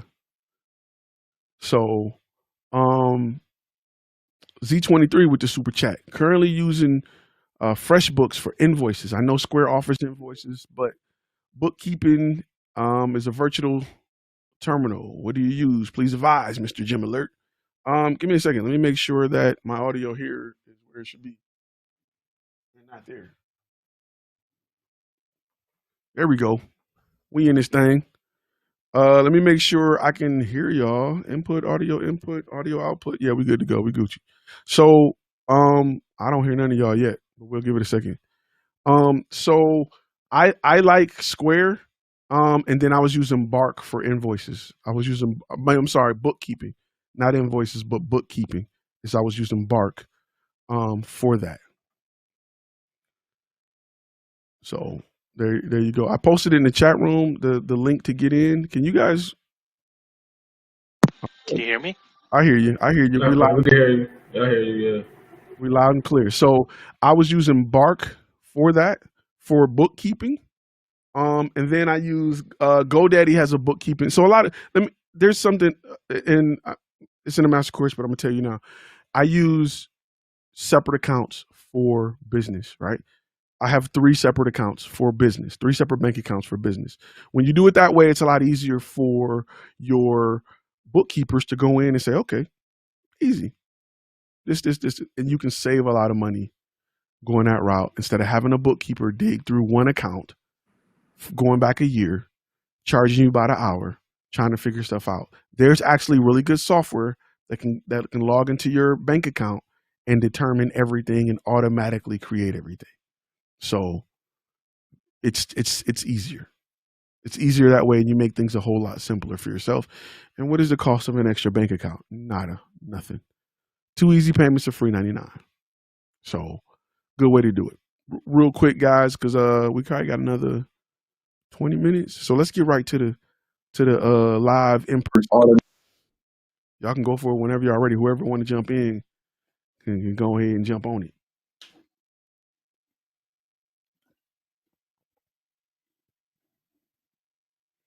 Make sure that link, just real quick, that link probably won't change week to week. That link to jump on, it probably won't change week to week. So if it do, I'll repost it. But for some reason, like even the platform that I'm using is showing that there is 0 viewers, even though on YouTube I can see how many there are. So when I sent it, I'm assuming it didn't go that route because I had to go to the YouTube to send it. But anyway, I'll let you guys jump on and we can shoot from the hip. Whoever want to go first. How's everybody doing? First and foremost. We're good. I'm winning. So, I was up there getting myself ready to get set up and everything. I just got my little mic and all that, and I got my little frequency and everything. But I can't use it right now because I'm missing a part. So, so I'm walking around here, I gotta look professional. Yeah. I'm not talking through it. It seems like I'm trying to explain anything that I can. So, but besides that, I mean, I know Florida just opened up over here as far as our governor just letting everybody be able to have max capacity and stuff. I was thinking of talking to certain brands or certain restaurants and stuff to do a call to action, since that is happening right now, to make them start bringing in more customers in a way. But it seems like they're somewhat still scared with the coronavirus, which I could understand. So is there a way to brand it to them to not scare them? Oh yeah, definitely. Okay, this is what I would do. You create a commercial on your behalf with your demo reel a little bit and go right at that. Hey guys, I know you're scared, but things are opening back up. Your clients, people who are coming into your business, they're probably scared as well. So how can we create something to help get rid of that fear so they can come spend money with you? That's kind of how I would, in layman's term, how I would put it. Clients are scared right now. You're right. People are scared to death. They don't want to get food from you. But if we can create some content showing how you guys are going the extra mile to keep your facility clean and corona free, and it's a safe place. So that's something they want to push right now. I'm gonna tell you, look, and I'm just gonna be real with you. Like, take advantage of this situation. This is a gold mine if you just know how to twist it. Like, it is a whole lot of bread in this. If you just know how to twist it and work it as a content creator, it is a lot of money here. It is a lot of money in businesses who are behind for the year. They holding on the bread. And any real big entrepreneur will tell you, any Warren Buffett will tell you, when the economy is bad, spend money on marketing. When you stop spending money on marketing, you die and go away. So right now, I would be telling clients on your social media, your Instagram, your Facebook, whatever, we need to be drilling in the face of people who are at home that, hey, we're back open, we're running, your favorite food is ready, and we're doing everything to stay within the COVID guidelines and making sure that this is a safe product. Right now, DoorDash is doing touchless deliveries and talk about all of that stuff. Our staff wear masks and we got hand sanitizer on deck and we delivering it. That's what you need to be pushing, or what you need to be pushing to your clients as to what they need to be pushing. And we need to show it. Don't just tell them, let's show them with content. This is a gold mine right now. Let's just be real. You can walk anywhere and sell that idea to anybody. You can sell that idea to plumbers that we're wearing masks and we got the little shoe covers and we're spraying ourselves before we enter your home to make sure that we don't bring nothing to you. So if you do got a pipe that's bad, don't sit there and not have sewage because you're scared that somebody's going to bring corona into your house, call a company that's prepared to go in and make sure that we protect you and ourselves while fixing your pipe. That's how I would be doing it. It's just a little tweak of the industry. Like, it's a little change that needs to happen.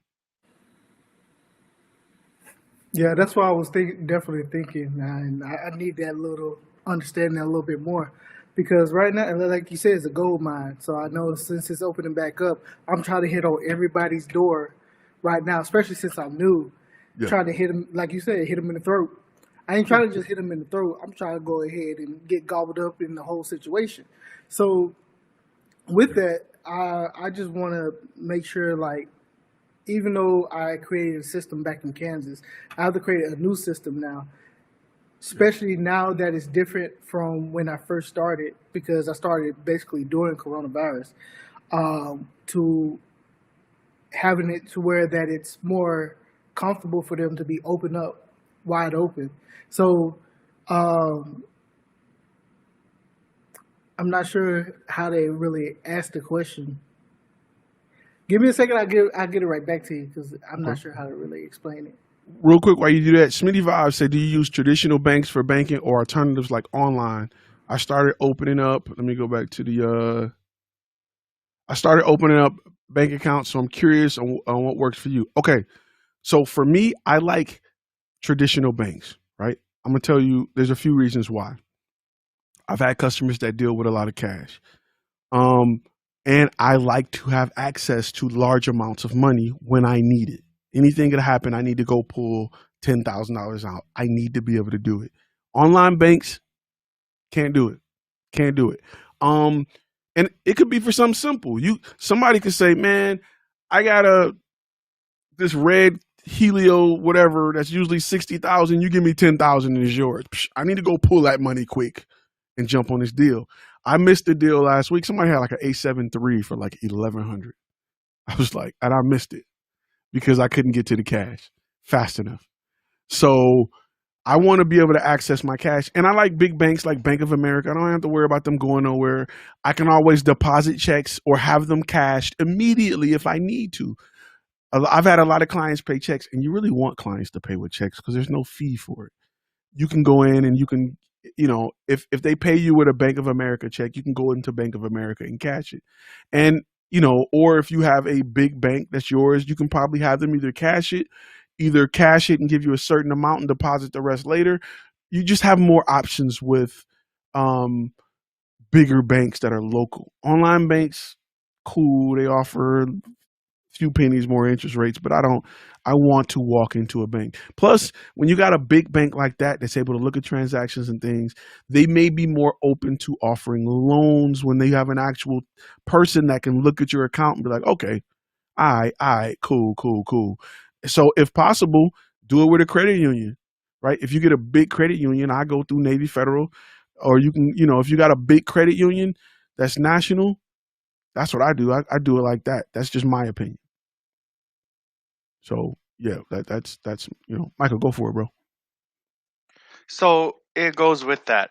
So with the LLC, to give that up, it says that in order to get my business card, I have to have an LLC.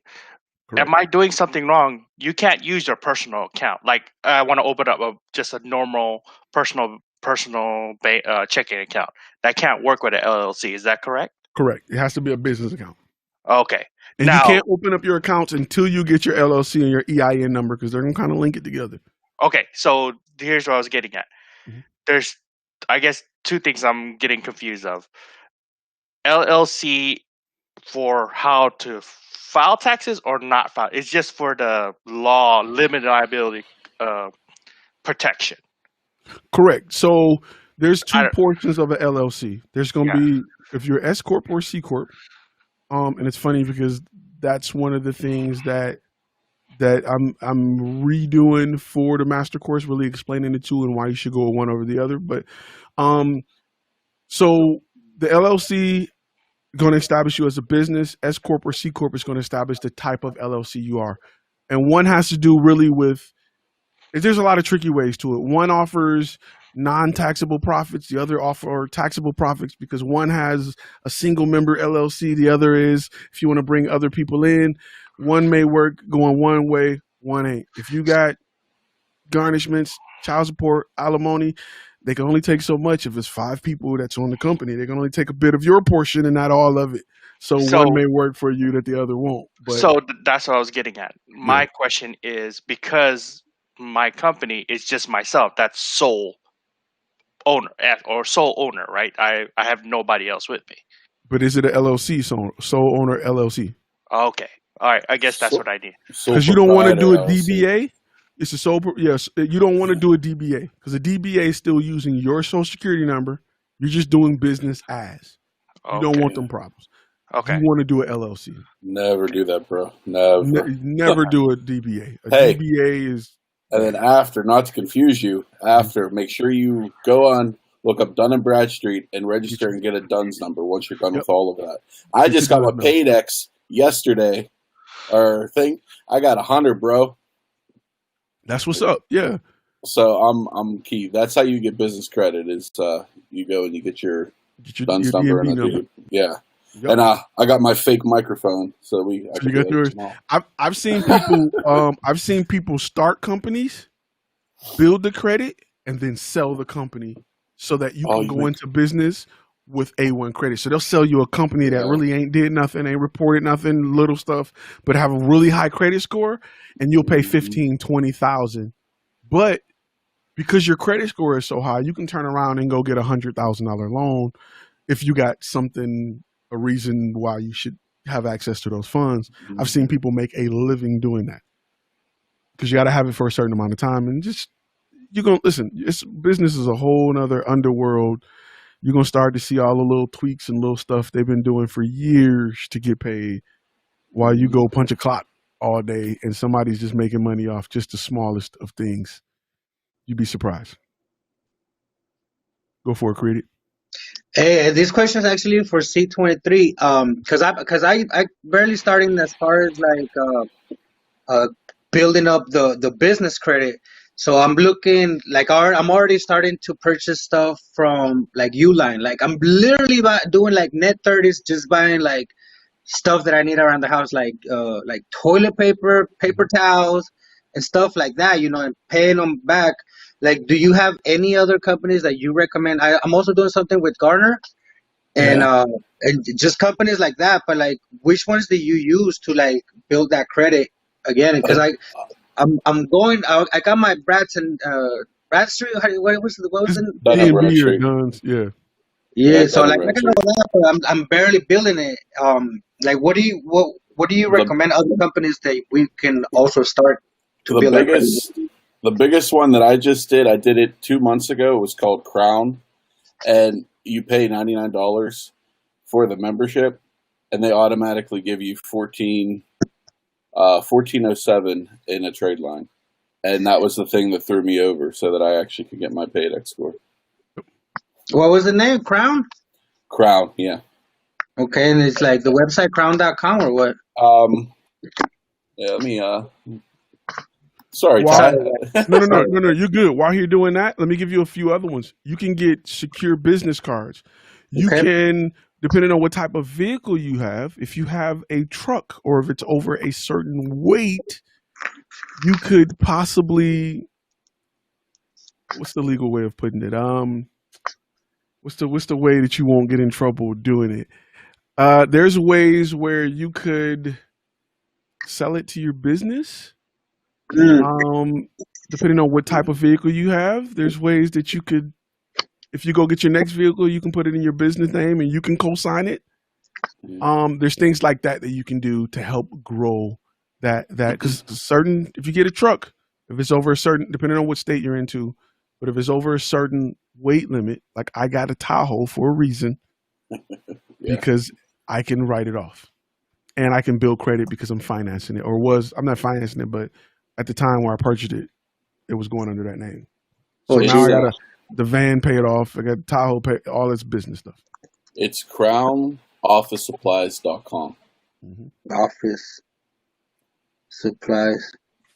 And it's Yeah. probably just the same, right? Like you go through it, get your application, Yeah. and then when you go check out, it's choose net 30 or net Yeah. 60. And Okay, then cool. the cool thing with them is you get to every day you get to actually play Pac-Man, and you earn credits. And once you have these gems, you can actually buy stuff off their store. It's actually pretty cool.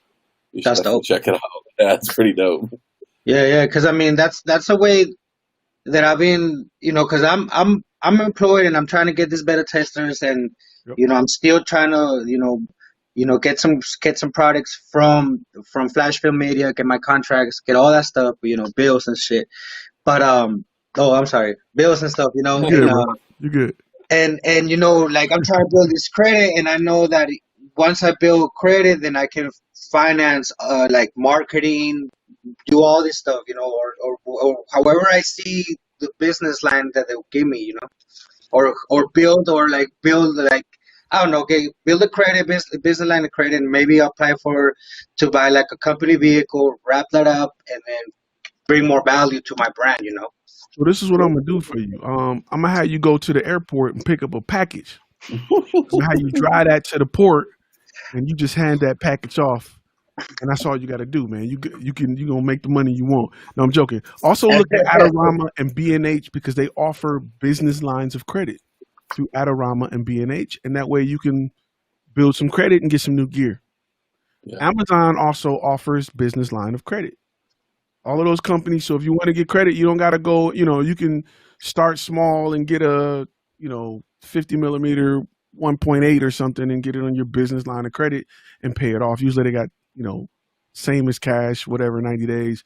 But it's just a good way to get started if you want to spend some money in gear or something that helps you. Michael, go for it. So I'm not there yet.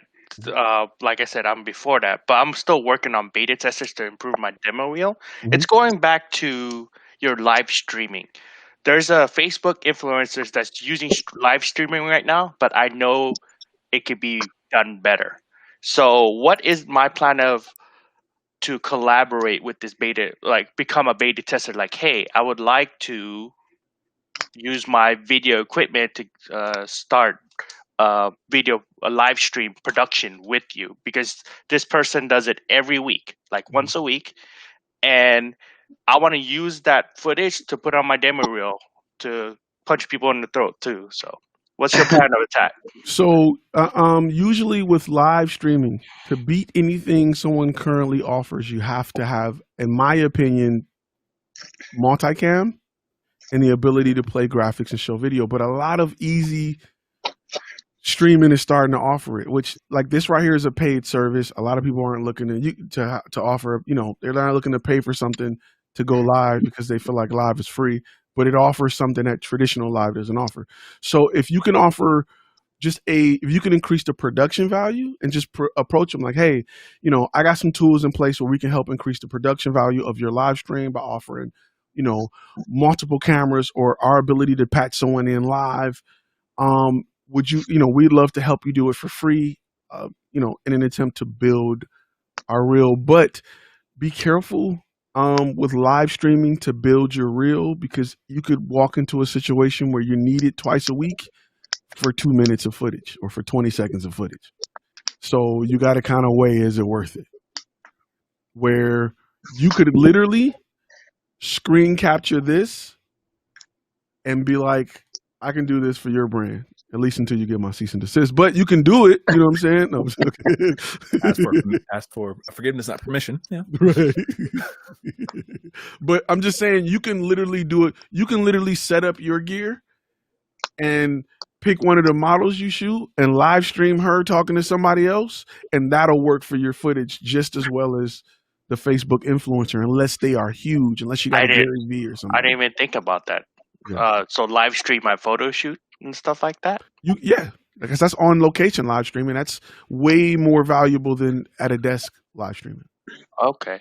For business. Right. Yeah. And then your models, hey, I've seen some of your models, man. You definitely want to live stream. You know what? Because you asked, I'm doing my first ever boudoir shoot. They would give it to me, so that's coming up. So you need an assistant for that, you said, right? You know what? I would love to. I would love you. I need to Love you. update my demo reel. So I need to. You need to beta test your boudoir shoot. I'll be there. My wife would kill me. My wife would kill me. What did you just say, Matthew? Don't ask for forgiveness. Don't ask for permission. That's for forgiveness. Snap. That's right.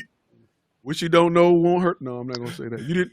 How about the a virtual assistant? the- A the- yeah, virtual assistant. yes. You need a virtual assistant. Hey, I don't know. That would look kind of strange. Like you'd be right there, like. No, he's just watching comments. Yeah. Yeah, So, that's how I'm doing. let me do this. Just like that fly on Pence's hair. Yeah. That's right. That's right. You just best seat in the house. JTech says churches are goading for beta testers for live streaming right now. That is correct. The problem with that is you got to be careful because you'll develop a relationship that they can produce more content than you want to give up for free. So you want to be careful with that. Any type of nonprofit, I don't build my business or gear up to attract any nonprofits. That's just me. Call me bad or whatever, but man, I don't care about them. No, I'm joking. But they usually don't have a budget, or they don't. You know what I'm saying? They don't become great customers, so I don't want to attract them. How do you go about getting clients to let you know which image will be the one to get edited? When they select 3 from 3 images, you provide them for a headshot.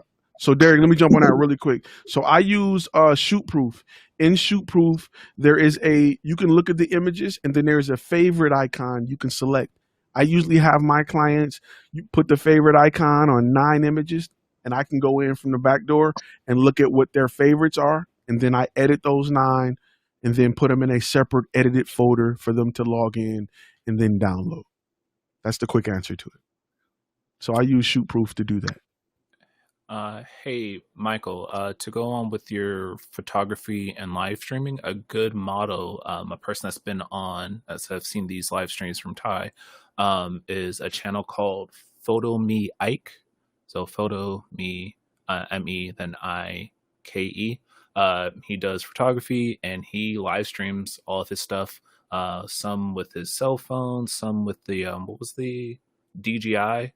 He's used all that stuff, and he's based in, I think, Seattle. Oh, that looks a little. Kidding me? Really? He's up here? Yeah, it's actually pretty dope. Yeah. What? You know about this, Marvin? Because I don't know him. I don't know him either. No. Yeah, it's called Photo Me Ike. He's on YouTube. He's like I said, he has watched some of these live streams, or at least one of these live streams. And he's also knows, if you know the New Yorker that used to be working with Sony, Martinez, I think. I know his wife is a model. But yeah, he's part of like the photo circuit on YouTube. Okay, And I'll look into that. most businesses are going to pay for you to stream events more than just one-on-one talking sessions. I mean, one-on-one talking sessions are important, but if you can show some live on location, it'll help even better. So I got tasked to do basically YouTube content, and it is a beta. It's hopefully a beta tester. My question to you is, I have a contract in place where it's roughly a 4-hour shoot. Mm-hmm. If it goes over, is that because of my fault because I wanted, or is it their fault because they didn't plan it out? Kind of both. They should provide an itinerary that you should approve. If it goes over that and that's the agreed on time, then we got a problem. But that problem still, it's something you're shooting for free, so you're probably going to end up eating it, unless you stipulate that you're not going to eat it. If it's Is it free. possible for him to like look at the time and like nudge the client, being like, hey, like we're almost like reaching our time limit? Well, I always do it. see, that's the thing. It's a free client, and I know you tell me I should control what's free. My thing is this: I'm hoping for the best, that this person is gonna network me to hopefully better clients and stuff like that. So it's just This is what I'm doing right now. Exactly. Okay, let me break that down to you. Let me do it like this, and let me just be real with you, right? Don't hope. Don't. I wouldn't put it in the hands of the client, right? Your goal is to get information, get a dope reel out of it. If that happens, then cool, but don't hang yourself in hopes of that. And it's a perfect time to practice sticking to your script. It's a perfect time practicing your processes and systems and what happens when shoots go over. So right now, I'm gonna be real with you. If it go over, it's kind of on you because you have to put the systems in place to make sure it don't. And now if somebody's late and they're showing up and this, that, and the other, then you got to go with what happens during a shoot when somebody show up late. Even if you got to give them a blank invoice. Hey, usually we charge this when things go over. However, because we agreed to this, I'm still going to eat the invoice, even though, but you need to know that this is what happens when we go over, just in case he ever becomes a paid client. If it go over when it's a paid work, you're going to be like, well, last time, bro. This is the procedure with everybody, and the goal is to get them within that time frame. You got to practice it. You know what I mean? It's just a dry run. You got to make it a complete dry run on every aspect of it, other than him swiping his card. That's the only part that's not coming to you. It's him swiping his card. Everything else has got to be like it is in real life. I'm not staying there an extra 2 hours with you because I hope that you're going to hook me up with something later. Nah, bro. Now, if you sign a subscription plan and this is the first out of 6 paid shoots we got coming up, then I'll look out for you a little bit. But I don't work off hope because I can't hope they keep my lights on. I can't hope my kids going to eat tonight. I got to provide. So your time is valuable. Your time is money. And I'm strict on that. My time and sometimes me personally, which maybe I shouldn't, but for me, for it to go over and there is no consequence is a lack of respect for myself. Like you don't respect, like it's almost like you inviting a friend to hang out and they show up late and you ready to go and they walking in the door. Nah, bro, you should have been here on time. So just something to think about. Work it like they were a paying client.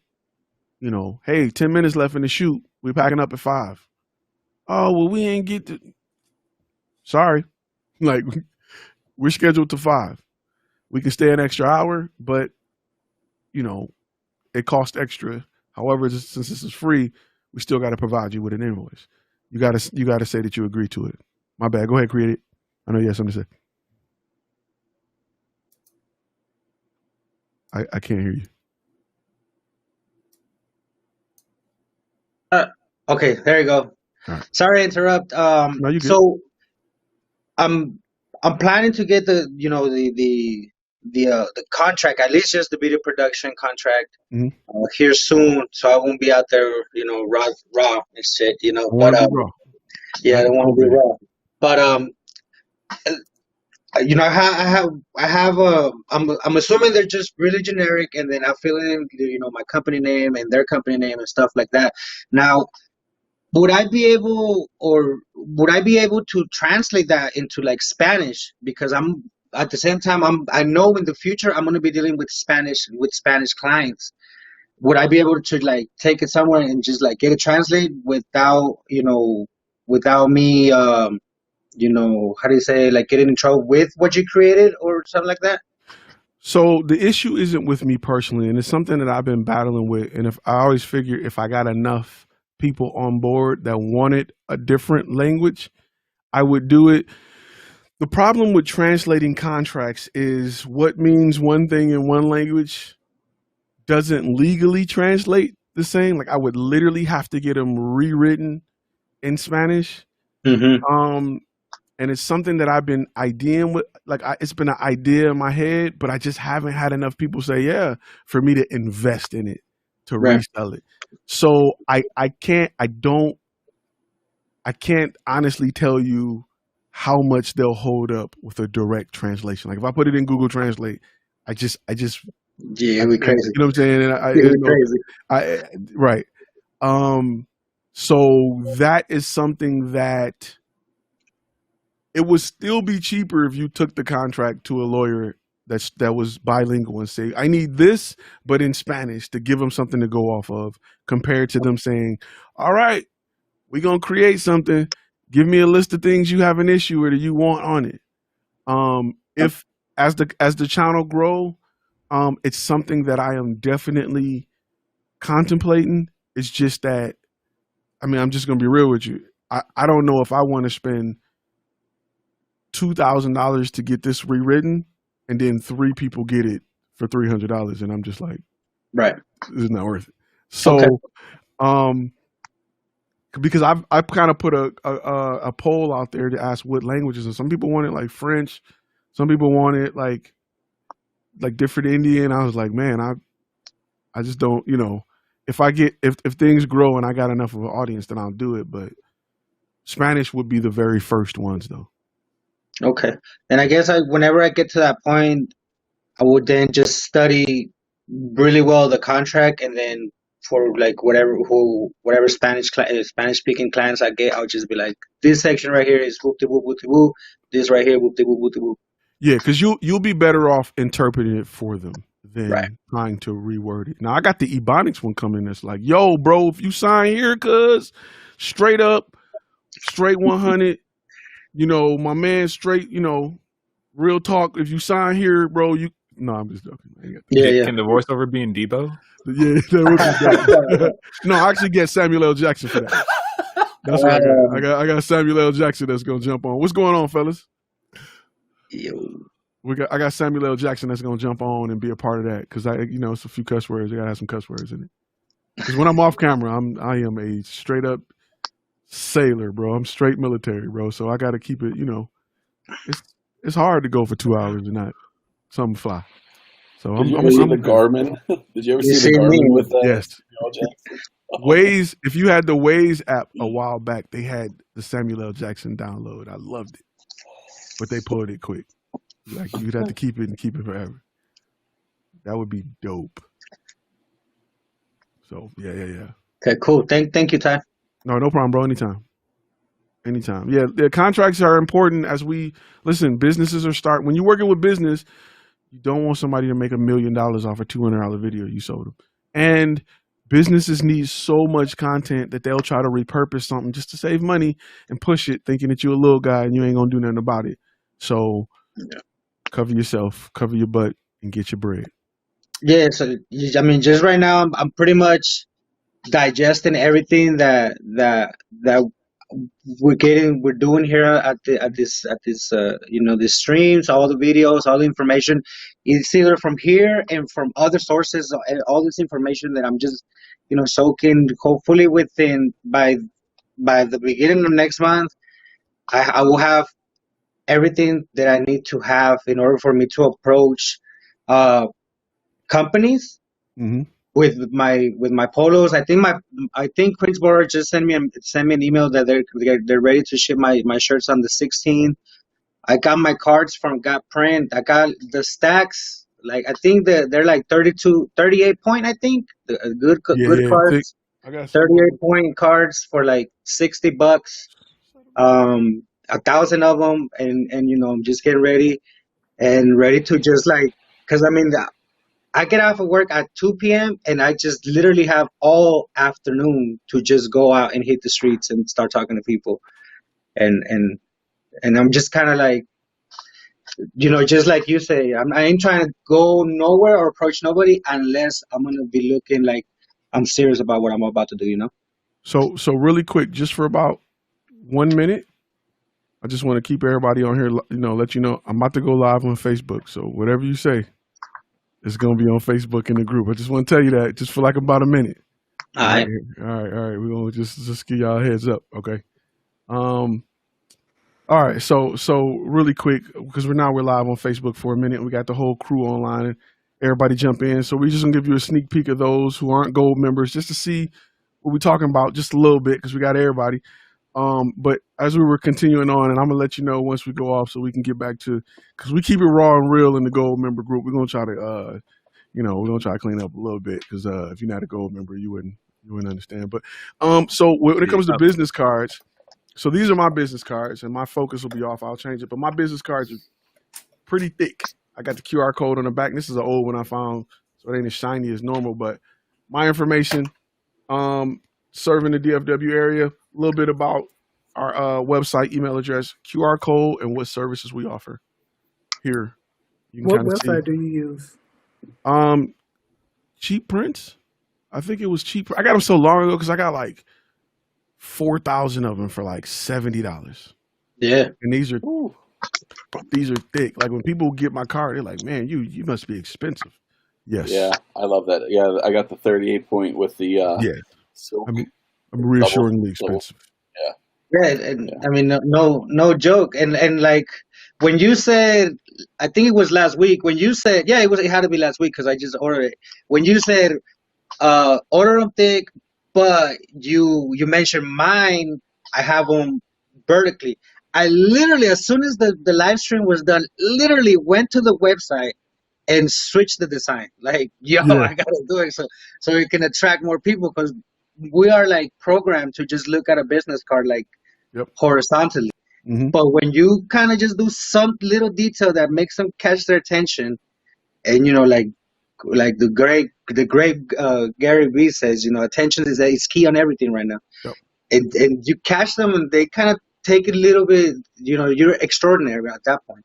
Just to throw them off. Yep. Yeah, just to kind of get them off guard, like, and they're gonna take a little bit more serious on saving that card or thinking of doing business with you. I'm like, I literally also just bought a little container for my business cards. This cost me about $7 in Amazon, and I mean, instead of how cool would you look just by you pulling your card like this and giving it to them, putting it back.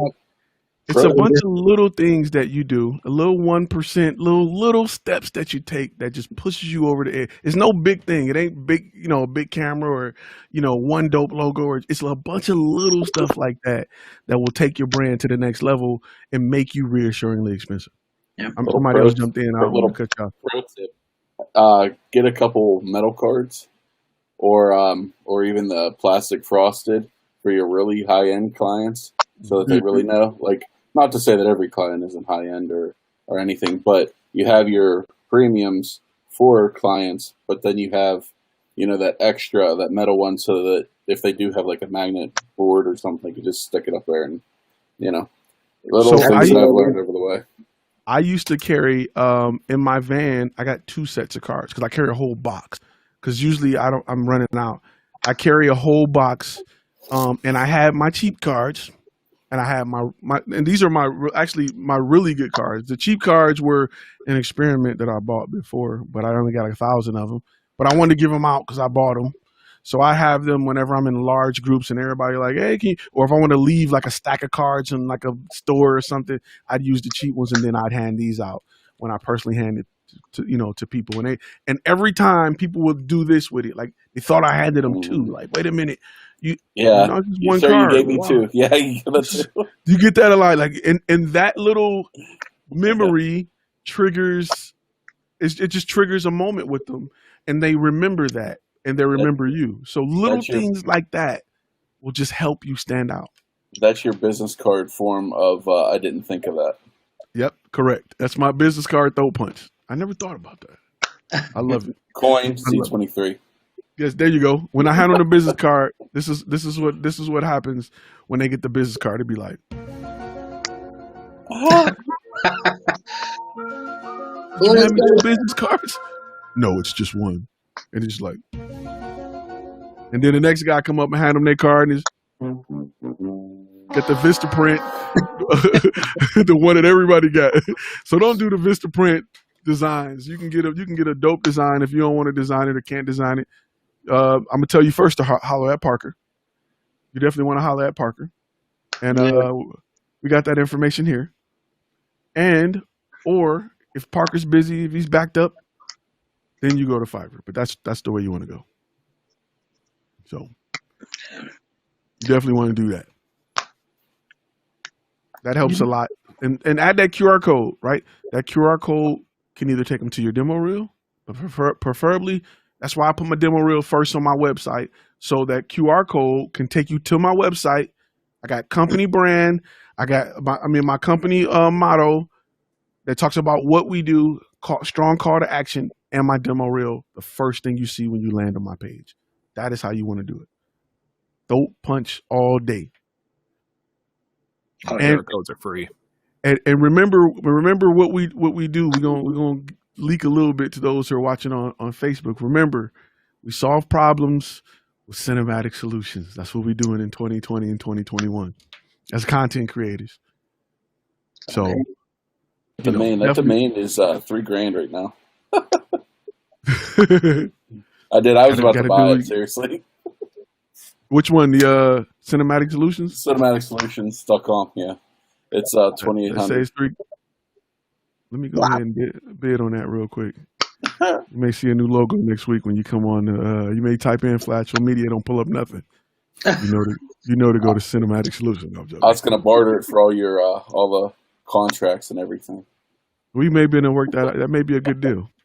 3,000. You can just give me the 3,000, and I'll just send you everything. There you go. I'll send you everything.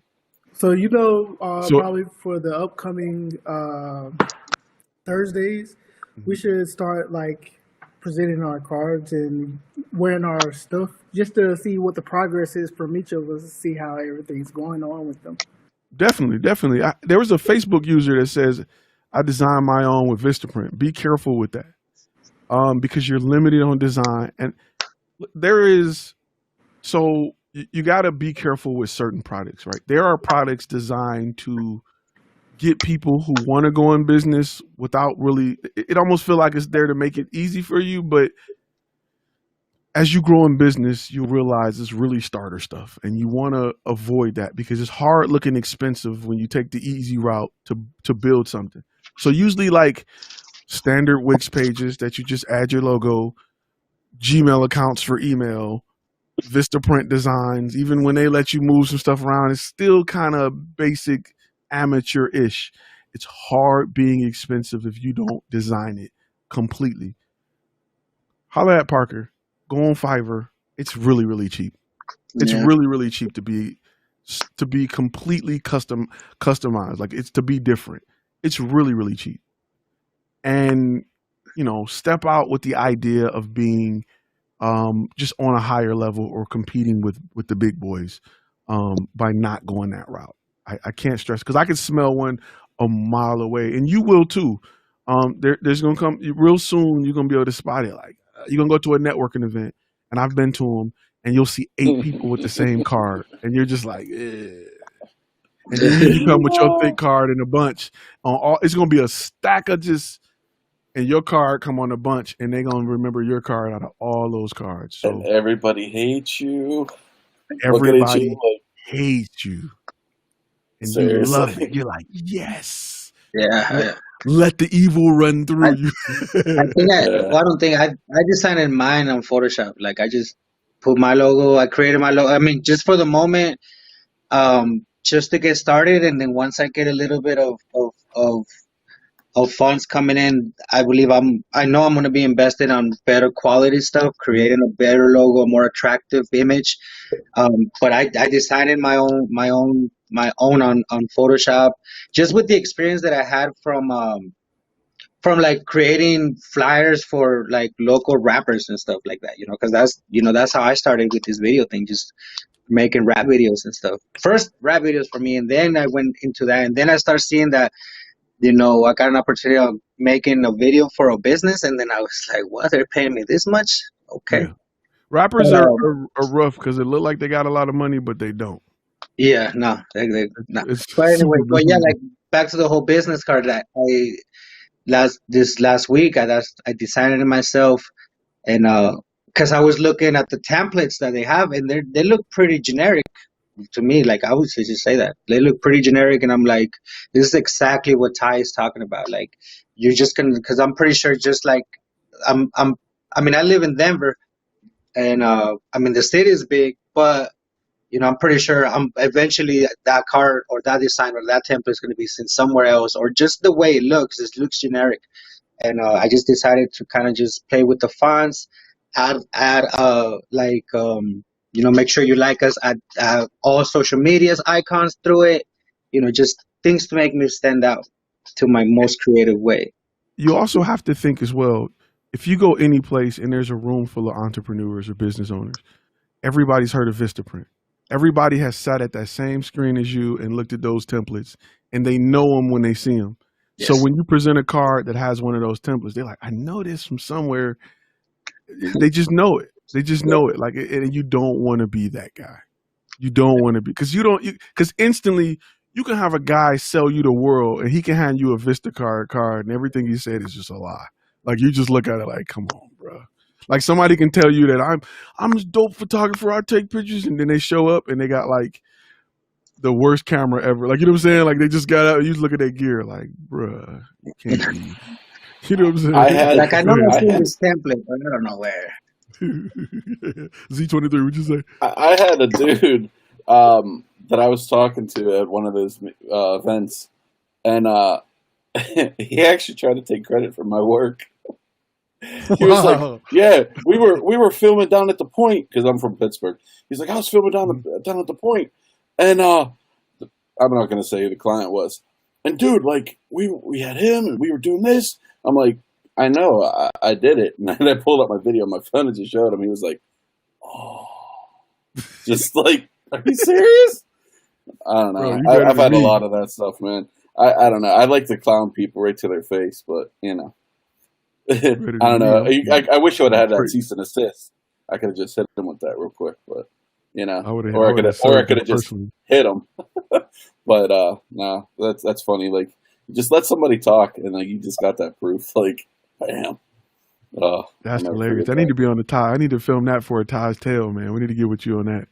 That's hilarious, bro. I would have slapped his phone out of his hand, bro. I would have did something crazy. I didn't calm down a lot, but I'm just keeping it real. From Detroit, man. I would have just been like, really? Or I would have just asked him a lot of questions to just break it down. Like, I'd have filmed him. Like, so let's talk a little bit about. Trust me, there's a video like that coming soon when we launch the cease and desist. It's gonna be quite interesting. Yeah. So be on the lookout for that. That's gonna be there's a reason why that the cease and desist is coming, and you're gonna know exactly why. So we're gonna have fun with it, though. We're gonna definitely have fun with it.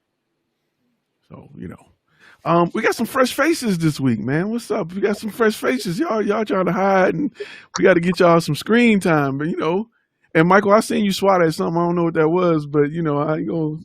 Hey, I didn't want no Mike Pence on me. You can't just sit there and play it off. You gotta, But fellas, we got is it Andres and we got Don. It's new this week. Just be careful whenever you talk, because Z23, the government is watching them, and they will you will see a suffrage in your internet connection. Whenever if you have a question for him, somehow, yeah. Look, see behind him. Hey, that's all it takes. There we go. But, I got that MC ready for you. Because I can't do it. But I just want to say what up to you guys. You guys had any questions? You guys jumped on real quick while we're still on the Facebook side, because they're getting about 30 more seconds and we're gonna cut them out. I can't hear you if you are speaking. I'll speak now. My name is Don. I am on the content creation side, trying to do more for myself by putting out YouTube content. So working on growing that. My full time is with a real estate tech company. So when I do have the opportunity to freelance and use my video skills with them, my toughest part is closing on clients that are coming to me. I'm not marketing to them necessarily, and I need to put a package together to sell to them. And I don't like to go out and work for cheap, because I get paid well enough to where I don't take cheap work. So that's where I'm coming from. Okay, real quick, make sure y'all got the name. Follow Don. Make sure y'all follow Don. Check him out. See what he about. Show him some love. We all about building each other up and doing it. So first of all, I want to appreciate you even jumping on. Elijah, real quick, good looking out on the super chat, bro. He said he late. If you're a gold member, you'll be able to check out the whole thing. So we'll have it all. Glad you was able to jump on. But the thing is making sure that the brand is, because like I said, in our mind and what we do, we want to be able to step off one venture and step into another at the same level. We just got to make sure the brand supports that, and that we, that we can provide that level of value with the brand. It's kind of like going from, when Jordan went from basketball to baseball, it was just different. He was great on one, and could demand a certain level of everything and respect on one, but got the baseball and was like, whoa, it's a little different. So it's just about making sure we build it up. And I went through that, just working for companies, and just trying to match my pay and then exceeding my pay, as far as just building the brand to outgrow or to grow larger than what I was making with my 9 to 5. So yeah, sometimes the hard part about having things land on your lap, is determining if they're right for you. Because you get a lot of people who say, yeah, you do pictures, go send them.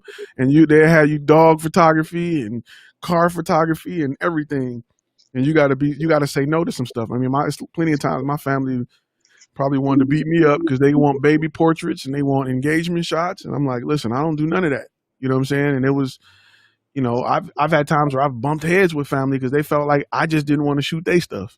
And it's just like, I don't do it, but in their mind, they're like, you got a camera, we see dope images. You should just, you just don't want to do it. And it's not the case, even though it's free, and I don't want to do it for that reason. The number one reason I don't want to do it is it's just something I don't specialize in. So that's kind of the hard part at times. Just realizing and just sifting through what's, put on your plate and whether or not it can help your brand or not. Because if you're saying that your brand specializes in aerial videography, yet you're doing, wedding videography, it doesn't help you in any way, even though you get a quick payday. So you got to kind of be disciplined on that. Because if not, you will be jacked a little bit. But I definitely feel you and been there and done it, and glad to see you growing with us, man. So welcome to the crew where we all say Appreciate stuff it. that is we all say real crazy stuff, and we get to watch it back on video a few days later. Hopefully a few people got caught up saying stuff. Right now we're on the Facebook side, so a few people said some stuff that was hilarious on Facebook, but I you think want to be careful. you might need to do a disclaimer before all this happened. You're actually right. Good looking Scare out, my bro. era. Good looking out. Let me do my disclaimer. The views and opinions expressed in this video is not those of Flash Film Academy or Ty himself. Just want to make sure you know that everybody who is on the video and blinking and breathing fully agree to the terms and conditions that we have provided.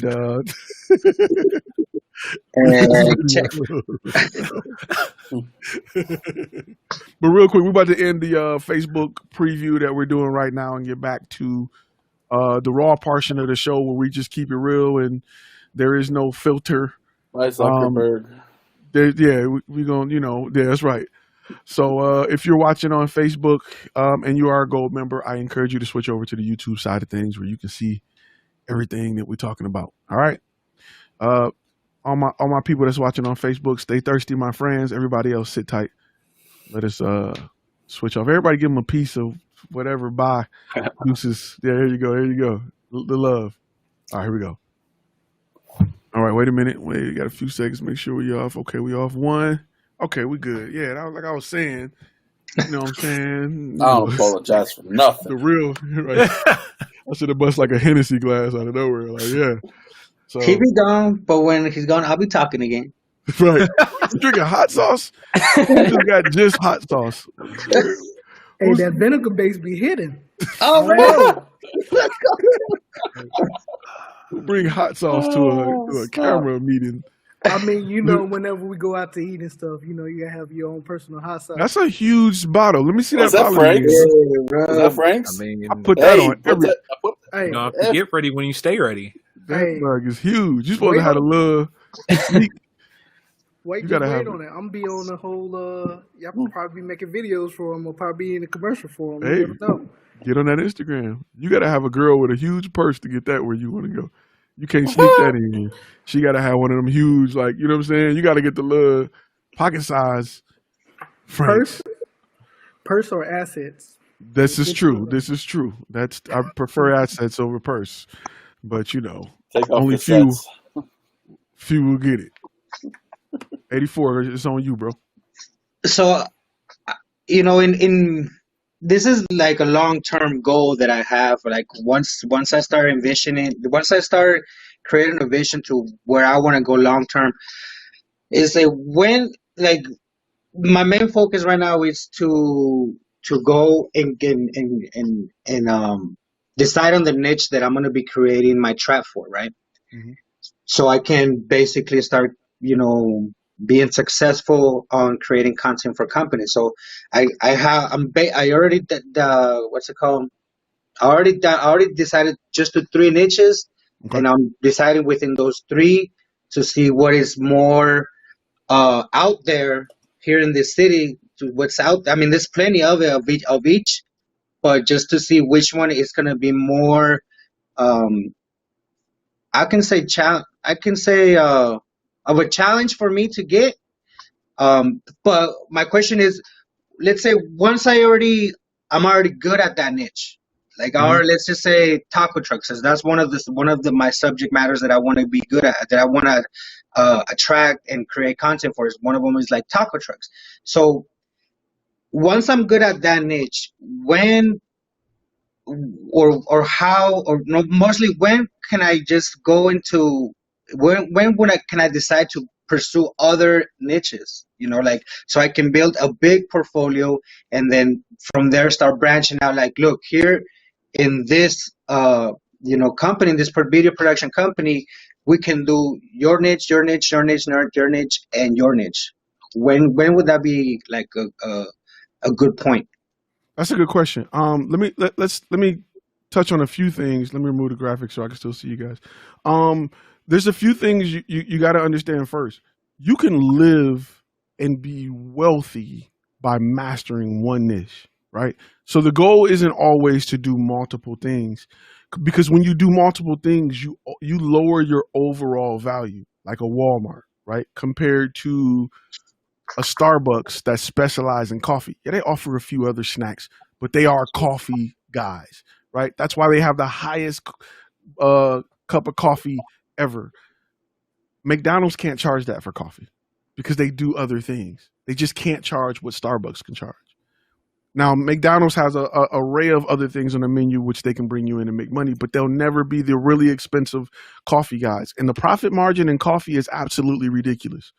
It's absolutely ridiculous. You're paying $3, $4, $5 for a cup of 3-cent coffee. You don't have to necessarily have other niches to be successful. You can be the best at what you do and charge a whole lot.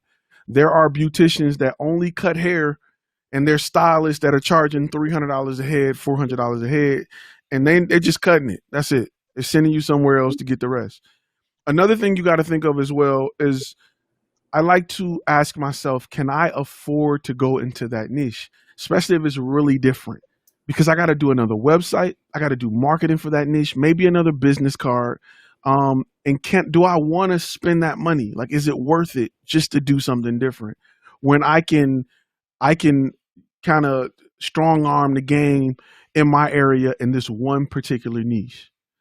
Okay. So it's something you got to, it's not always best to be everywhere.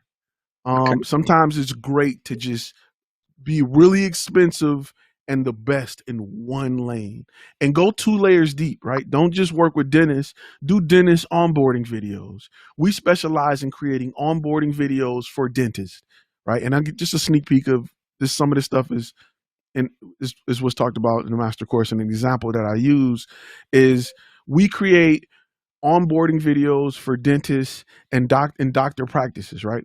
Now, when I work with dentists, I'm still going to offer company headshots. I'm still going to offer group photography. I'm still going to offer commercial photography. I'm still going to offer drone shots of their building.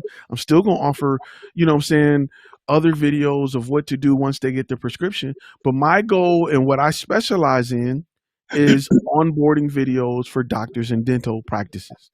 What do clients see as they're sitting in your lobby, and things that they need when it comes to different procedures that's coming up? What do we create content for that? Just like Starbucks sell you coffee, but they still offer danishes. They still got muffins. They still got rolls. They still got this, that, and the other. They still sell cups and coffee that you can make at home, but they're specializing in coffee. So it's good to be that guy, that offers a lot of little stuff than to try to maximize everything. You'll get paid a whole lot more if you specialize in that one. And a doctor and you'll close a lot more sales because they're comfortable because you're the specialist. When you go to Starbucks, you don't doubt their ability to make great coffee. You just want to make sure they make the type that you like. Nobody in Starbucks is like, I wonder if the coffee gonna be good, because that's all they do. You don't go to Texas Roll House wondering if the steak gonna be good, because that's all they do. You know what I'm saying? So places that specialize in something are usually the most expensive. They're usually the expert, and they have more repeat business, and they can attract clients who just like steak. It's a lot easier to go after steak lovers. I don't got to fight through everybody because I got 8 different products I'm trying to sell to everybody. I know that if I'm a steakhouse, I can go after my steak lovers. And then once I get them in the door, it's just a matter of if they want New York strip, if they want T-bone, we can figure that out later. That's the easy part. You know what I mean? But it's easy to identify those who like steak. So the worst thing you could do is to try to be everywhere. That's where a lot of people fail, by saying, I got a camera that take all kind of pictures. I want to get paid for all kind of pictures. Don't do that. Be as specific as possible. Narrow it down to as little as possible. And then offer services to piggyback onto that. You know what I mean? Okay. That's just like if you say, hey, we shoot rap videos, but guess what? I still can do the pictures for your album cover. I still can help manage your social media. I still can help with, you know what I'm saying, all kind of stuff. But we shoot rap videos and that's it. We are a rap video production company, but we still help in other aspects of it. Right. You know what I'm saying? And then you just market and build your website and your logo and your brand name on being a rap video or just a music video creator. You know what I'm saying? That just offer other services. And that's how you become reassuringly expensive. And your value is greater. People feel like it's less of a gamble if you specialize in rap videos and they need a rap video compared to the guy that said we shoot all kind of videos. They like, I know that you shoot a lot of videos. When I looked at your website, you had weddings, you had dog stuff, you had commercials, and that's cool. But my man got nothing but rap videos. Like, he killing it. He got tons of rap. I feel comfortable and confident spending more money than I planned with this guy than somebody that makes everything, right? Nobody can name one outstanding dish at Golden Corral. You go there because they got everything. And you don't got to fight with your kids on whether they want pizza, your grandma wants salad, your mama wants steak. Listen, we just pay this cheap price. I'm going to take you to Golden Corral. It's a buffet. Get what you want. But if you really want something good, you don't go to Golden Corral. You go somewhere that make exactly what you want and you're willing to pay for it. So thank you for the for that info. So based on that, you think I should just scratch me approaching my boss to tell him, like, hey, can we do this? Can I do this for you? Since that's not going to be my niche or anything like that. If it's not your niche, no. If you got a beta tester that's not your niche, they can't help you. Right. They can't help you at all because you got to think of it like this. You need more than just footage. Footage is 10% of why you're there, 25% at most. You need the expertise to create the product. You need to talk to him about what people in their position buy. He can't help you if he's not in your niche. His guess is just as good as mine or yours. But if I want to work with doctors, I want to talk to doctors, right? Because doctors can tell me what they come across, what problems they have, so that I can provide the cinematic solution. I can't provide that same solution to a car wash just because they're willing to let me film. It doesn't help me. And yeah, you can get the most perfect car wash video you want. A doctor that you're looking to work with don't give a damn. He don't care. It don't matter to him. It can be the greatest car wash video ever created. You can have Michael Jackson moonwalking through the car wash. It don't matter to a doctor who's trying to get a great onboarding video so that clients who are sitting in his lobby understand the process of what's going to happen once they go back and go into that room. So you gotta put some value on the information and the knowledge that you're getting from that beta tester. It's more valuable than that footage. Okay. Because I can go hire some actors to stand around in white coats and we can play doctor and I can get doctor footage. But the doctor telling me this is the type of videos I need monthly alone helps me create a product that I can then approach another doctor office and say, hey, do you have this problem? They're going to be like, damn, I do. Are you in need for onboarding videos for your clients and blah, blah, blah? I am. I know, Josh, I was supposed to have been gone 2 hours ago. But you know what I'm saying? You'll have that information. You'll have that that ammo to go out and get more business instead of just footage. Okay. Thank you. Journey, go for it, bro. Yeah, so I had a question. Going back to the program that you're about to have. I was wondering, because I know that you have the affiliate program as well. Are you going to be adding that link to that as well? Yes. Yeah. Definitely. Yeah, definitely. Only because, people like it, they share it. It's business. Let them make some bread off of it too. Oh, I would definitely think that everybody's going to like it. But first you gotta, so the way it's going to work is you're going to meet at the airport. My man's going to pull up. He going to wink 2 times. He going to hand you the bag. You're going to take it straight to the dock. If you get pulled over, don't say nothing. Put some cigarettes on your book. You'll be good. You'll have, you'll have Twinkies and everything for the whole 40 years.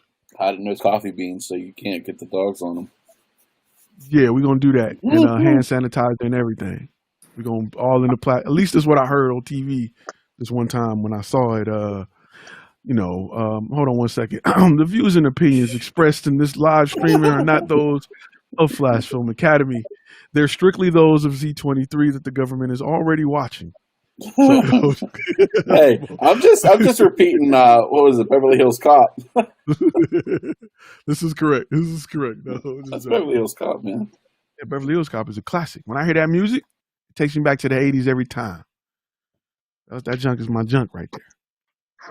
So, with that being said, I ain't gonna keep y'all too much longer, man. Josh got me right. I'm 3 hours. I'm looking at the recording here. I got to upload a 2-hour podcast that nobody listened to. They listened about 50 minutes of it, and they out. They gone. So, I hope I was able to answer a lot of questions, and we was able to kind of touch on the subject and go off the subject and on the subject, and y'all was able to grow. There's a video that I got coming, and I want to, it talks about execution. Execution is more important than information. It's taking the information and applying it to what you do. And those who execute are those who are successful. A lot of people read about it. They learn about it. I know people that like motivational books, and that's cool. You can read 6 of them. If you ain't motivated after the first one, something wrong. You got to apply it. You know what I'm saying? Some people just like the idea of success without the execution that it takes to actually, to get there. So I got something coming in the future that's talking about the importance of execution. So I hope that I've given you guys something that you can execute on. Go ahead, Frozen, go for it. In regards to the podcast, would you ever do interviews with someone who started with Flash Film Academy from the bottom and eventually became very successful? Would you ever do something like that? Yeah, definitely. I want the podcast to be a platform for more interviews because, video interviews can be done. It's a little difficult, but I think podcast is kind of the future. Like I think that I listen to a lot of podcasts, and I like that I can live my life and do stuff, and I don't have to sit in one place. So podcast is something that I plan on growing, and it's going to grow not away from Flash Film Academy, but it won't be the same content. It'll be in addition to. So definitely. If you want a cut up version, hit me up. I definitely, I definitely. I got some stories. Yeah, I want the raw, uncut. Viewer discretion is advised. Version. And I'll have you on mine. Yes, yeah, I haven't launched mine yet, but it's the Z23 podcast. If y'all got podcasts or any platform, hit me up. Let's go. Let's do it. Don't ever be afraid. I'm not the guy that's gonna be like 2 easy payments of $33,020 for me to. No, just hit me up, bro. Let's set a time. I jumped on Eli stuff. I jumped on other people's stuff, and let's chop it up. Let's do it. I seen Eli's already. That was a great. That was a good episode. I was on one called the Derek Turner Show. If you ever Google it, Derek Turner. If you go over there and you subscribe, tell him that you came over. But he came over to the studio, a good friend of mine, and we had a real honest interview that involved liquor. So yeah. You'll if you look that up, you'll see it. We need to do our version of Tie Tales on the next Go Live. Yeah, we need to do it. We need to do some Tie Tales on Go Lives. I'd love to hear them from all y'all. I'd like to hear y'all version of the stories. I'm not in the Facebook group, so what's going on allegedly? Oh, the Facebook group is crazy, man. No, I mean with the cease and desist. Oh, okay. I'll touch on that for a minute. I had some people like literally copy some stuff I did, like word for word, really? shot for shot, clip for clip. Literally, like if I play it and then you play mine, your mouth would just drop. Like my mama was like, "What the?" I was like, "Ma, no!" Like it's crazy. And what's crazy is it's a guy I work with. It's a guy that's local. Like I can see if you did it and you're in San Diego, I don't care. But this guy is in the same like area, like it's out. Like it is. When I say it is word for word, like it is like everything. Like it is, yeah. Like he like literally, if you go look at my reel, it opens with a drone shot of some trap. Like his open with a drone. Like it is like really, fam. Like, and what's crazy is. Like it was posted on my timeline, and like I just seen a video was just getting like mad props. Like, yo, you killing it. And I'm just looking at it like, yo, let me see what this is about. Wait a minute.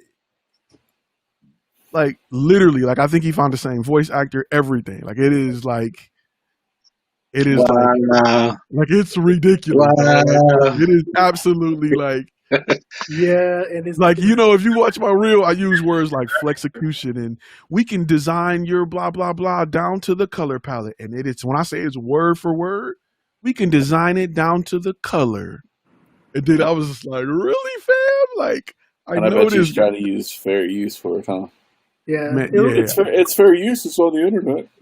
True. Yeah, it probably is, but we're gonna It was So like that's a really- knockoff version of Fruity Pebbles. It was the Wish version of my demo reel. It was the Wish version.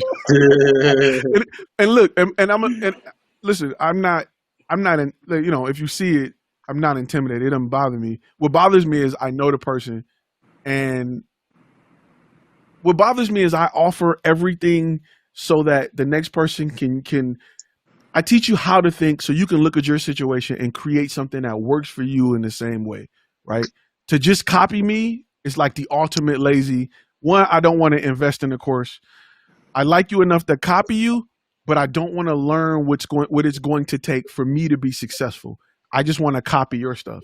And we're in the creative industry where your creativity is on the line. Like, why would you copy somebody when your goal is to be creative? And this is your opportunity to be creative, and instead you just copy it. And that's just like, dog, like, come on, man. Like, and I know you, like, you could have just hollered at me like, yo, listen, I need to, I could have, anything could happen. My bad. 84. No, now I understand where that post came from. When you posted something about, you can tell when somebody just looks at your demo reel without investing on the promo, on how to create a promo reel. Yes, I can tell in a heartbeat. They just try to emulate, because the course it tell you don't copy what I'm doing. What work for me won't work for you, and it's not in a cocky like it's not that. But if you're in a different market, if you're in a different niche, like the shots that work for me are not gonna work they're not gonna help you be successful. Like, you know what I'm saying? Like, it's obvious. If I'm in the North, a coat for me ain't gonna work for you in the South. But let me show you how to determine what works for you. Like, I want you to be successful. And if that was the case, I would just sell you a template where you can just drag and drop your clips. And you know what I'm saying? Like, that's not the goal. And what upset me is it's not like a secret. Like, I'm showing people how to do this. And instead of saying, okay, I support you, I'm gonna invest in myself because I want the best for me, like you want the best for me. You just like, nah, bruh.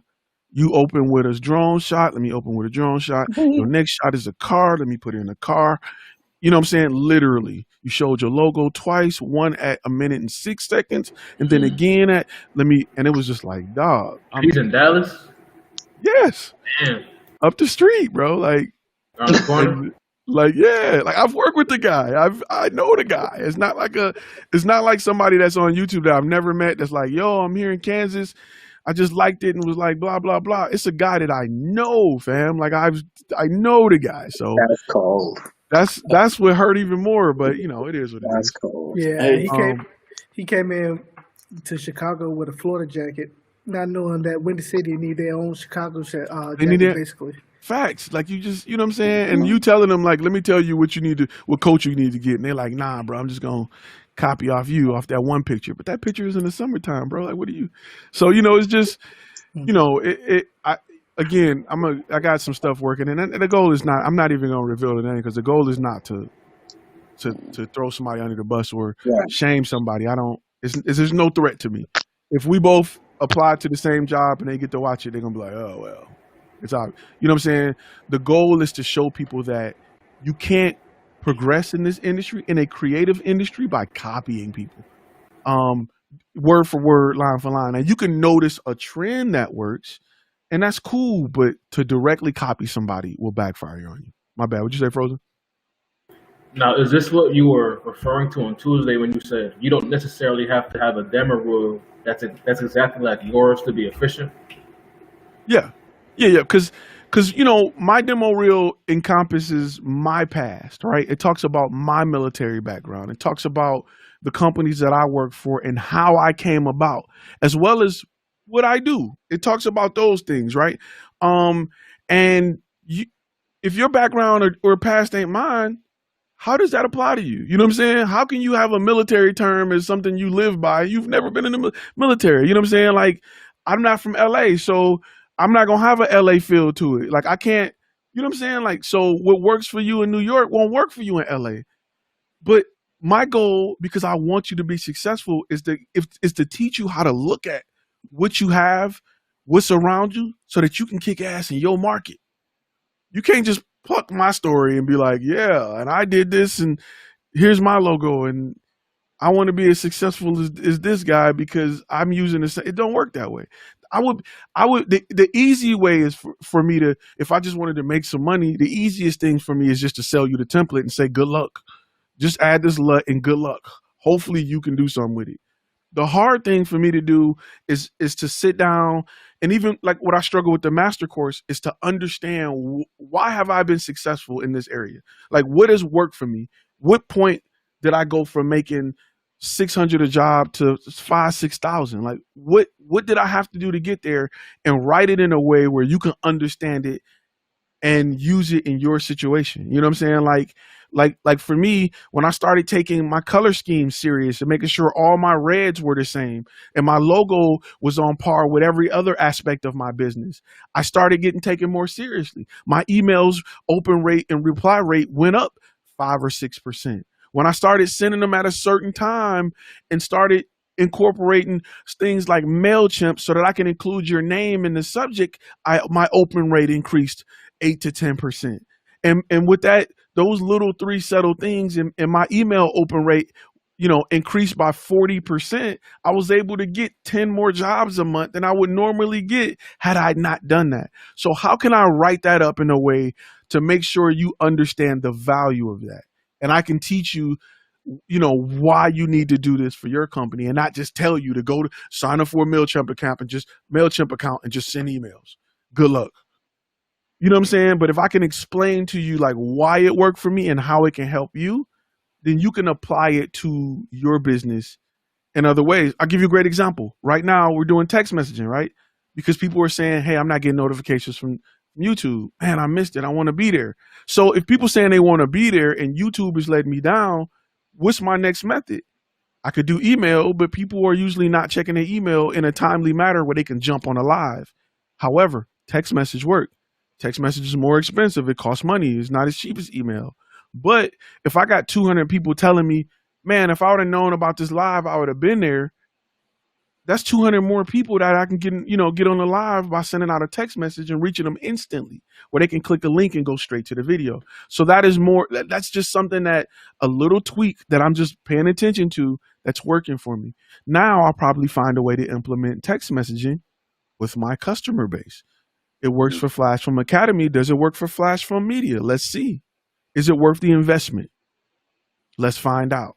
When I find out, I'm going to come back to you and say either, yeah, do it. It's worth spending an extra $1,000 a year, or don't do it because people don't want to be bothered with text messages for that type of industry. Z23, my bad. That would be pretty cool to actually like be able to remind your clients of when their appointments are and everything. That'd be pretty dope. But my question that I wanted to ask, and then I'll shut up for the night, is with templates, right? So templates are meant to guide you in the right direction. But how do you personally feel where someone will, I mean, obviously we buy templates or sell templates or whatever, but if someone buys a template, adds all their stuff up and is marketing it, and then starting to gloat like it's their best thing ever and they're super awesome and everything, but they're buying someone else's design and then just customizing it. I mean, do you feel that that's fraudulent? I do. Because where I'm animation, multimedia, visual effects, but once I got into the film aspect of things, obviously it's, you know, it's hidden effects. It's hiding, you know, this thing wasn't supposed to be here, hide that, or make particle effects, whatever. So for that, I have to buy assets or make everything myself, which is time consuming. So it's a toss up. But whenever it comes to like promo videos or something, I mean, there's a difference between an asset and then just straight up buying a template. And I feel like the templates are cheating. I agree. Like, I totally agree. Yeah, I don't know about that. I am one to use. I like to buy a lot of lower thirds. I don't want to recreate it for everybody. It's pointless. I don't want to add another 5 hours of labor to a job to give them a custom lower third. For what? They're not going to notice it. But it's completely different than getting a template that's in iMovie, having it come on before your video, and you acting like I created it. No, you didn't. That's you know what I'm saying? Like that's completely different. Exactly. Assets are great. Graphics are great. It's just that when you go buy it, because you can go on, what is it, Audio Jungle or whatever, you can buy a complete drag and drop template and say I'm the master of it. I'm the, you know, and it's not a good look. It's not a good look. Yeah. Okay. Donald says you're selling solutions though. If you can listen and hire a template, what's that, or a professional to get to the solution though. So I think, let me just reword it because it could be, I don't know if it's written wrong or is it Detroit Public Schools on my end. But that's correct. You know, you can just hire a template if that's the case. But the goal is to offer a solution. You can go to Medical MD and they can tell you that you got cancer and you're gonna die in 3 weeks, or you can go to your doctor and they can tell you it's something simple because they fully understand what's going on. You know what I'm saying? So the goal is to offer the solution. And in the case where somebody copied my reel, if you can't offer the solution to yourself, should you really be in this industry? If you can, one of the things I say, one of the keywords, if you've taken that course, is if you can't effectively tell your story, how do you expect someone to hire you to effectively tell their story? Those are things people subconsciously see. You can't even tell your story and you was there for it. How you gonna tell my story? That's a throat punch. You was there, you stood around and still couldn't say it. I'm supposed to trust you to tell mine? I don't think so. Somebody else had a question popped up. Go ahead, Michael. So this is what I am afraid of right now. It's an analysis paralysis. You just given up so much gems, right? And I feel like it's like a domino. In order to take this tile, I had to go back one tile. In order to get that tile, so that's why I'm so waiting for your master course. It puts it all in order. Yeah, it puts it all in order. But you know, we're not there yet. Like you're getting it, you know, built, and that's fair. That's you're trying to build up. My question to you is, I feel like I'm going back to that trial and error. I feel like I'm gonna bite the bullet on some things. I'm gonna fail forward. That's all great and all, but I feel like that could have been, what's the word I'm looking for? I don't know. Save time, money, resources. If there was a guideline. Well, you said, you tell us how to do it. But we live in a world where we consume where if people tell us what to do because they'll get results. And goes back to that one incident, you know, where you basically they copy word for word. They saw, hey, because Flash Film Media did it this way to the T, he's gonna follow to the T. You should get the same results. People are gonna hate me right now. I agree with you that it was copied word for word. I agree with you that the concept was there. What I kind of find fault for him is what I'm feeling right now. I believe there was so much overwhelm of information that he didn't know where to start. And what better way to start? He said, hey, this video works. Am I looking at that wrong, or am I seeing it differently? In that case, the only reason I wouldn't agree in that case is because I sell a course to teach you how to do it. Right. If it was something that wasn't like I didn't roll out the guideline for, I get it. Yeah. You know what I'm saying? Like I get it.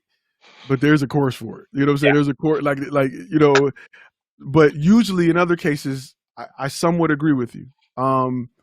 Just not in that particular one with him. And if you look at that's fair, and I agree with you on that one. It just like what I said, is that point where there's so much information he didn't know where to start next. You get what I'm saying? So go ahead. I didn't mean to interrupt. Oh no, you're good. I'm just trying to see Brian Smith who's showing the stream of the stream. Big shout out. Hold on. Before because I'm getting ready to wrap. I'm at 10 minutes for real this time. We got Marvin who's been quiet. We got Brian. And is it Andres?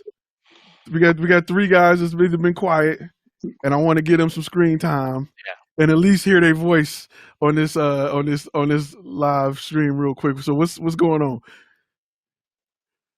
Marvin reporting live from the sun. Yeah, I'm always one though. So, but yeah, I really like the one thing that was brought up before, which was charging by the hour, and whether or not if you go overtime, if it's your fault, because that's what I'm always afraid of when it comes to charging by the hour, because I feel like I'm sometimes slow at stuff, and I like to be thorough. I like to do a lot more than I like to know that I can film and capture all the footage that I need throughout the day. And I feel like if they can only chart or if they can only pay for a certain amount of hours, then what if I don't have, or what if that's not enough time for me to create the video that we need to create? And so, but I guess it's like me wanting to create the best video, but not the video will fit their video. So it's just. So two things. One of those things is you gotta be honest with yourself on when you're quoting something on what it's going to take to capture what they want, so that you can quote the right amount of time and make the right amount of money. Because if somebody's saying I want to do an interview and I want to do B-roll, you have to know.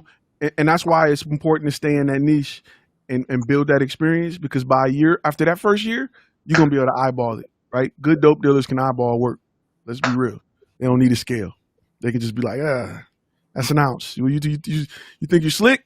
Now add them little crumbs back, or at least that's what I heard. So you're going to get to a point after a year where you're going to know how you work, and you're going to have the ability to say, I know in my head this is going to take 6 hours, so I'm going to quote you 6 hours.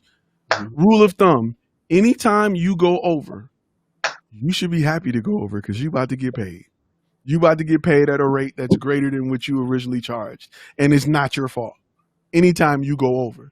Now, if it is your fault, you may have to eat it just to have great customer service, but I'm to the point now where I can gauge how long it's going to take me to shoot almost anything, even if it's multiple days with certain crew members. I know what it's going to take. And my goal is usually to finish before then, so we have an hour just to go over and make sure stuff done, or just to make sure the customer is happy. But it takes time to realize, just how you move with things. And trust me, if you're going from a wedding to a commercial, that's two different niches that's going to take forever for you to really understand how much time it take you to do each. That's why you having multiple niches is just making your life that much harder times however many directions you decide to go in. Yeah. But once you do nothing but dental practice onboarding videos, you'll have a great idea of how long it takes. Anytime I got a live And I'm just gonna be real with y'all. I usually book off about 3.5 hours because though I'm here to get in and get out in about an hour, I know that I get on here and enjoy it, and it can go as long as 2 hours and 54 minutes and 9 seconds. So it's just, I know what to expect because I know myself. I have fun with these. Like, I'm not, you know what I'm saying? That's just what I love to do. And as you build the business and you love to do it, you're going to find that that's the case, but you'll learn it within your first year. Those are things that you're going to be really good at within your first year. So don't be hard on yourself if you go over. And that's for everybody that's watching and listening. Yeah, it's cool. So we got 2 more. I haven't even heard their voice. I don't know what Journeyman doing back there. Let me get you a little screen. Oh, okay. What's up, fellas? Can you hear me? Oh yeah. What's up, everybody? I just got to give a big shout out real quick at the top, man. Come on. Got to give a big shout out for, all the gems you've been dropping, bro. You a big reason that my business is starting to grow the way it is. So quick shout out to that. Appreciate it, man. So definitely just wanted to hop on the live now. Of course, I got to try to catch it whenever I can, and just continue to learn from you, bro. I appreciate you, man. Much love. I love to hear business growing. I love to hear y'all getting the bag, man. What happened? Oh, my bad. Somehow it popped off. I said I love to hear business growing. I love to hear people getting that bag and growing their business, man. It's so good when you cash that check, when you cash them checks, man, there's nothing better than, oh my God. Especially, listen, I'm gonna tell you an experience you're gonna experience. You're watching this, you're going to experience. You're going to cash a check bigger than any check you've ever cashed in your life, right? You're not even gonna want to cash it. You're not even gonna want to let the cashier have it, right? I'm telling you, you're gonna feel like it's gonna be the best feeling ever. When you get that big check and you're like, bills are paid, what am I gonna do with the rest of this? Just walking through feeling like I can buy that, I can buy that, I can buy that. You know what I'm saying? It just feels good. I want you all to experience that. I want you all to have to refrain from buying stuff. Though you got the bread, you like, nah, I ain't even going. I ain't even going, I got it, but I ain't gonna do it. I got it, but I ain't gonna do it. See, if I got caught up like that real quick. I think I told y'all this story. I'm gonna tell y'all real quick before we get to Andres, because we got another 4 minutes.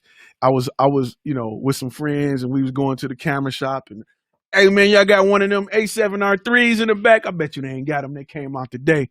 My man said, "Why, you gonna buy it?" I just might. He said, "We got them." I was like, "Oh snap! I gotta buy this damn camera now." I'm here, it's $38.50. We can bag it up for you. I'm like, yeah, let's go ahead and get that out of here and let's go. On the way home, I'm putting up all the cameras I'm replacing on sale on Craigslist. I gotta sell that. Just stunting, just feeling it. Like, yeah, you know what I'm saying? Because it was the day they dropped. It was, I'm thinking they ain't gonna have it. It's a store, so I'm thinking they ain't gonna have it. He was like, "You gonna buy it?" "Yeah, man, I may get one." "You got 2?" "No, we got 1." I said, "All right, I was like, man, why did I do that? I'm driving. My friend's like, "What's wrong with you? You just got a new camera." I'm like, "I know. I ain't even need this camera, but I still got it. I'm actually shooting with it right now." So that's a crazy story. All right, we got one more person we ain't heard from yet. He chilling in the dark. Let me get him some full screen love real quick to represent real quick. Hey everyone, I'm Andres. I'm pretty new to all this. Started doing just some events, quinceañeras. Starting to get some weddings now. Been watching Ty for a little bit, and got a website going. Got the demo reel going, so pretty happy about that. But quick question. So since you're in Texas, you know what a quinceañera is. When it comes to the weddings and the quinceañeras, they are 2 different things. I feel like they're related. Do you think it would be best to have 2 separate websites for them, or just 2 pages on the same website would be good? Oh man, that is a perfect question. Okay, quick story. I didn't know what a quinceañera was until I got to Texas. I had no idea, and I got hired for one and was like, "Yeah, I can do that." Yeah, what was that?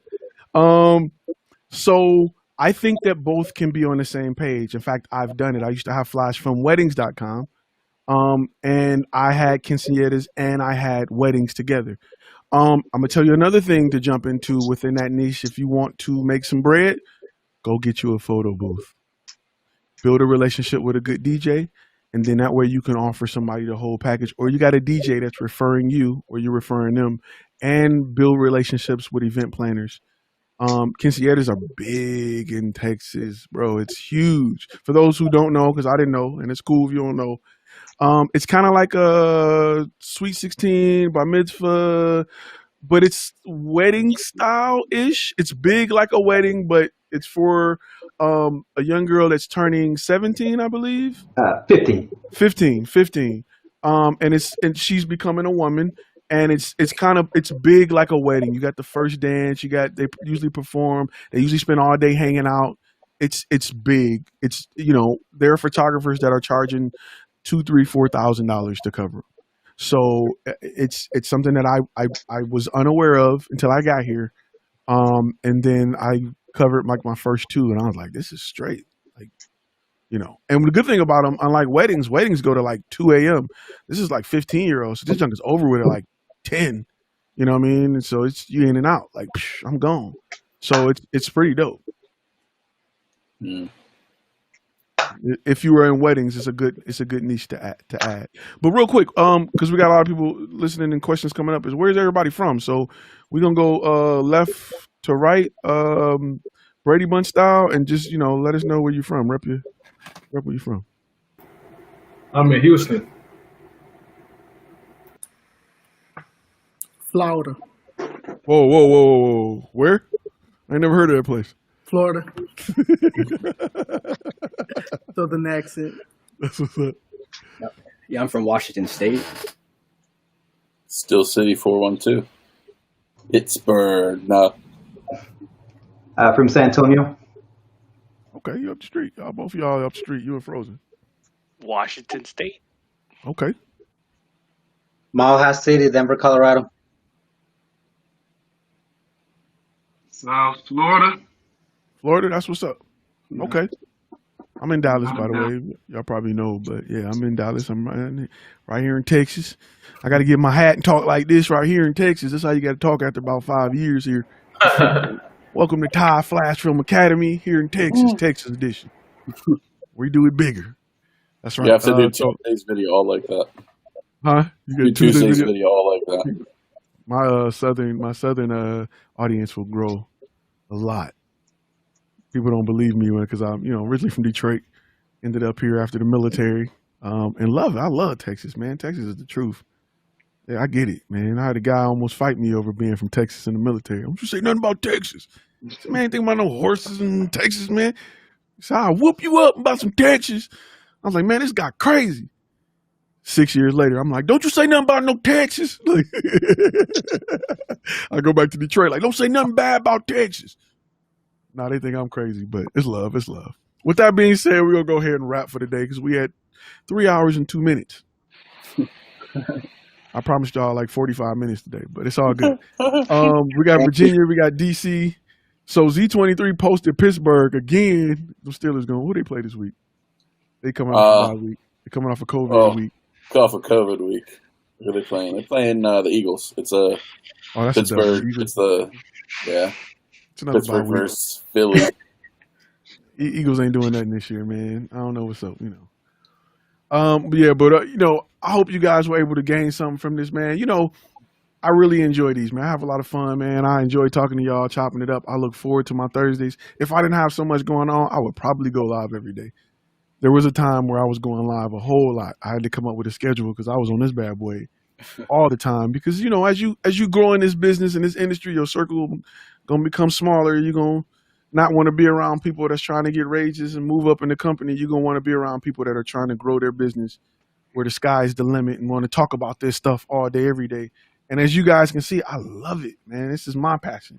And I love helping people and seeing people grow. And, just if I can give you anything to help you grow, man, I love to see people come back and be like, yo, I did this and it worked. Or I've been doing that for years and you right and it worked. I love that, bro. I'm always in the comments and, you know what I'm saying? I'm always in it, up typing and talking to people all the time. So I want to appreciate you guys for sitting on here with me and jumping on this camera and chopping it up with me for 3 hours. Because you could have been getting caught up on Power or watching P-Valley or whatever your show is. You could have been doing it, That's right. Josh said after COVID, we all have to get together somehow. Yeah, we may do like a Vegas weekend or something. I don't know. We gonna no cameras allowed because in Vegas, we may do it outside of Vegas. If you got a wife, we're going to the Hoover Dam, for pictures and photography. I'll be your damn tour guide. Yeah, I'll be your damn tour. That's a good one. For if you gotta, but anyway, man, I'm gonna let y'all go ahead and enjoy, man. I'm gonna get ready to wrap. We will be on next Tuesday. I got some reviews that are dropping soon because I've been reviewing a lot of equipment because I've been buying some stupid stuff. And I'm having some companies send me some stuff some stuff good. If it's trash, I'm gonna tell you it's trash. I'm just gonna be honest with you. I'm gonna tell you not to buy it if it's trash. But I got some reviews that are getting edited. I'm also we'll be looking for content writers and editors as we grow this thing. It's the first of the year. Once I get all the thing that's on my plate really is to getting the master course out, and it's pretty much done. So once we get that out, then I'll be flooding YouTube with content. So again, I want to thank all of y'all for tuning in. I want to thank all of y'all for being gold members, supporting the channel. Man, you guys are just much appreciated. Let me get the screen with that. Y'all are much appreciated, bro. I don't think this is hard to do without people that, that got hot sauce and stuff. This is hard to do without the crew. On the government's rolling up, man. Oh yeah, you go 5-0. I'm out. Oh man. Y'all stay safe. If you wear your mask, if that's your thing. If not, raw dog it, whatever you like. You do you. I support you doing you. And I will see y'all in the next video.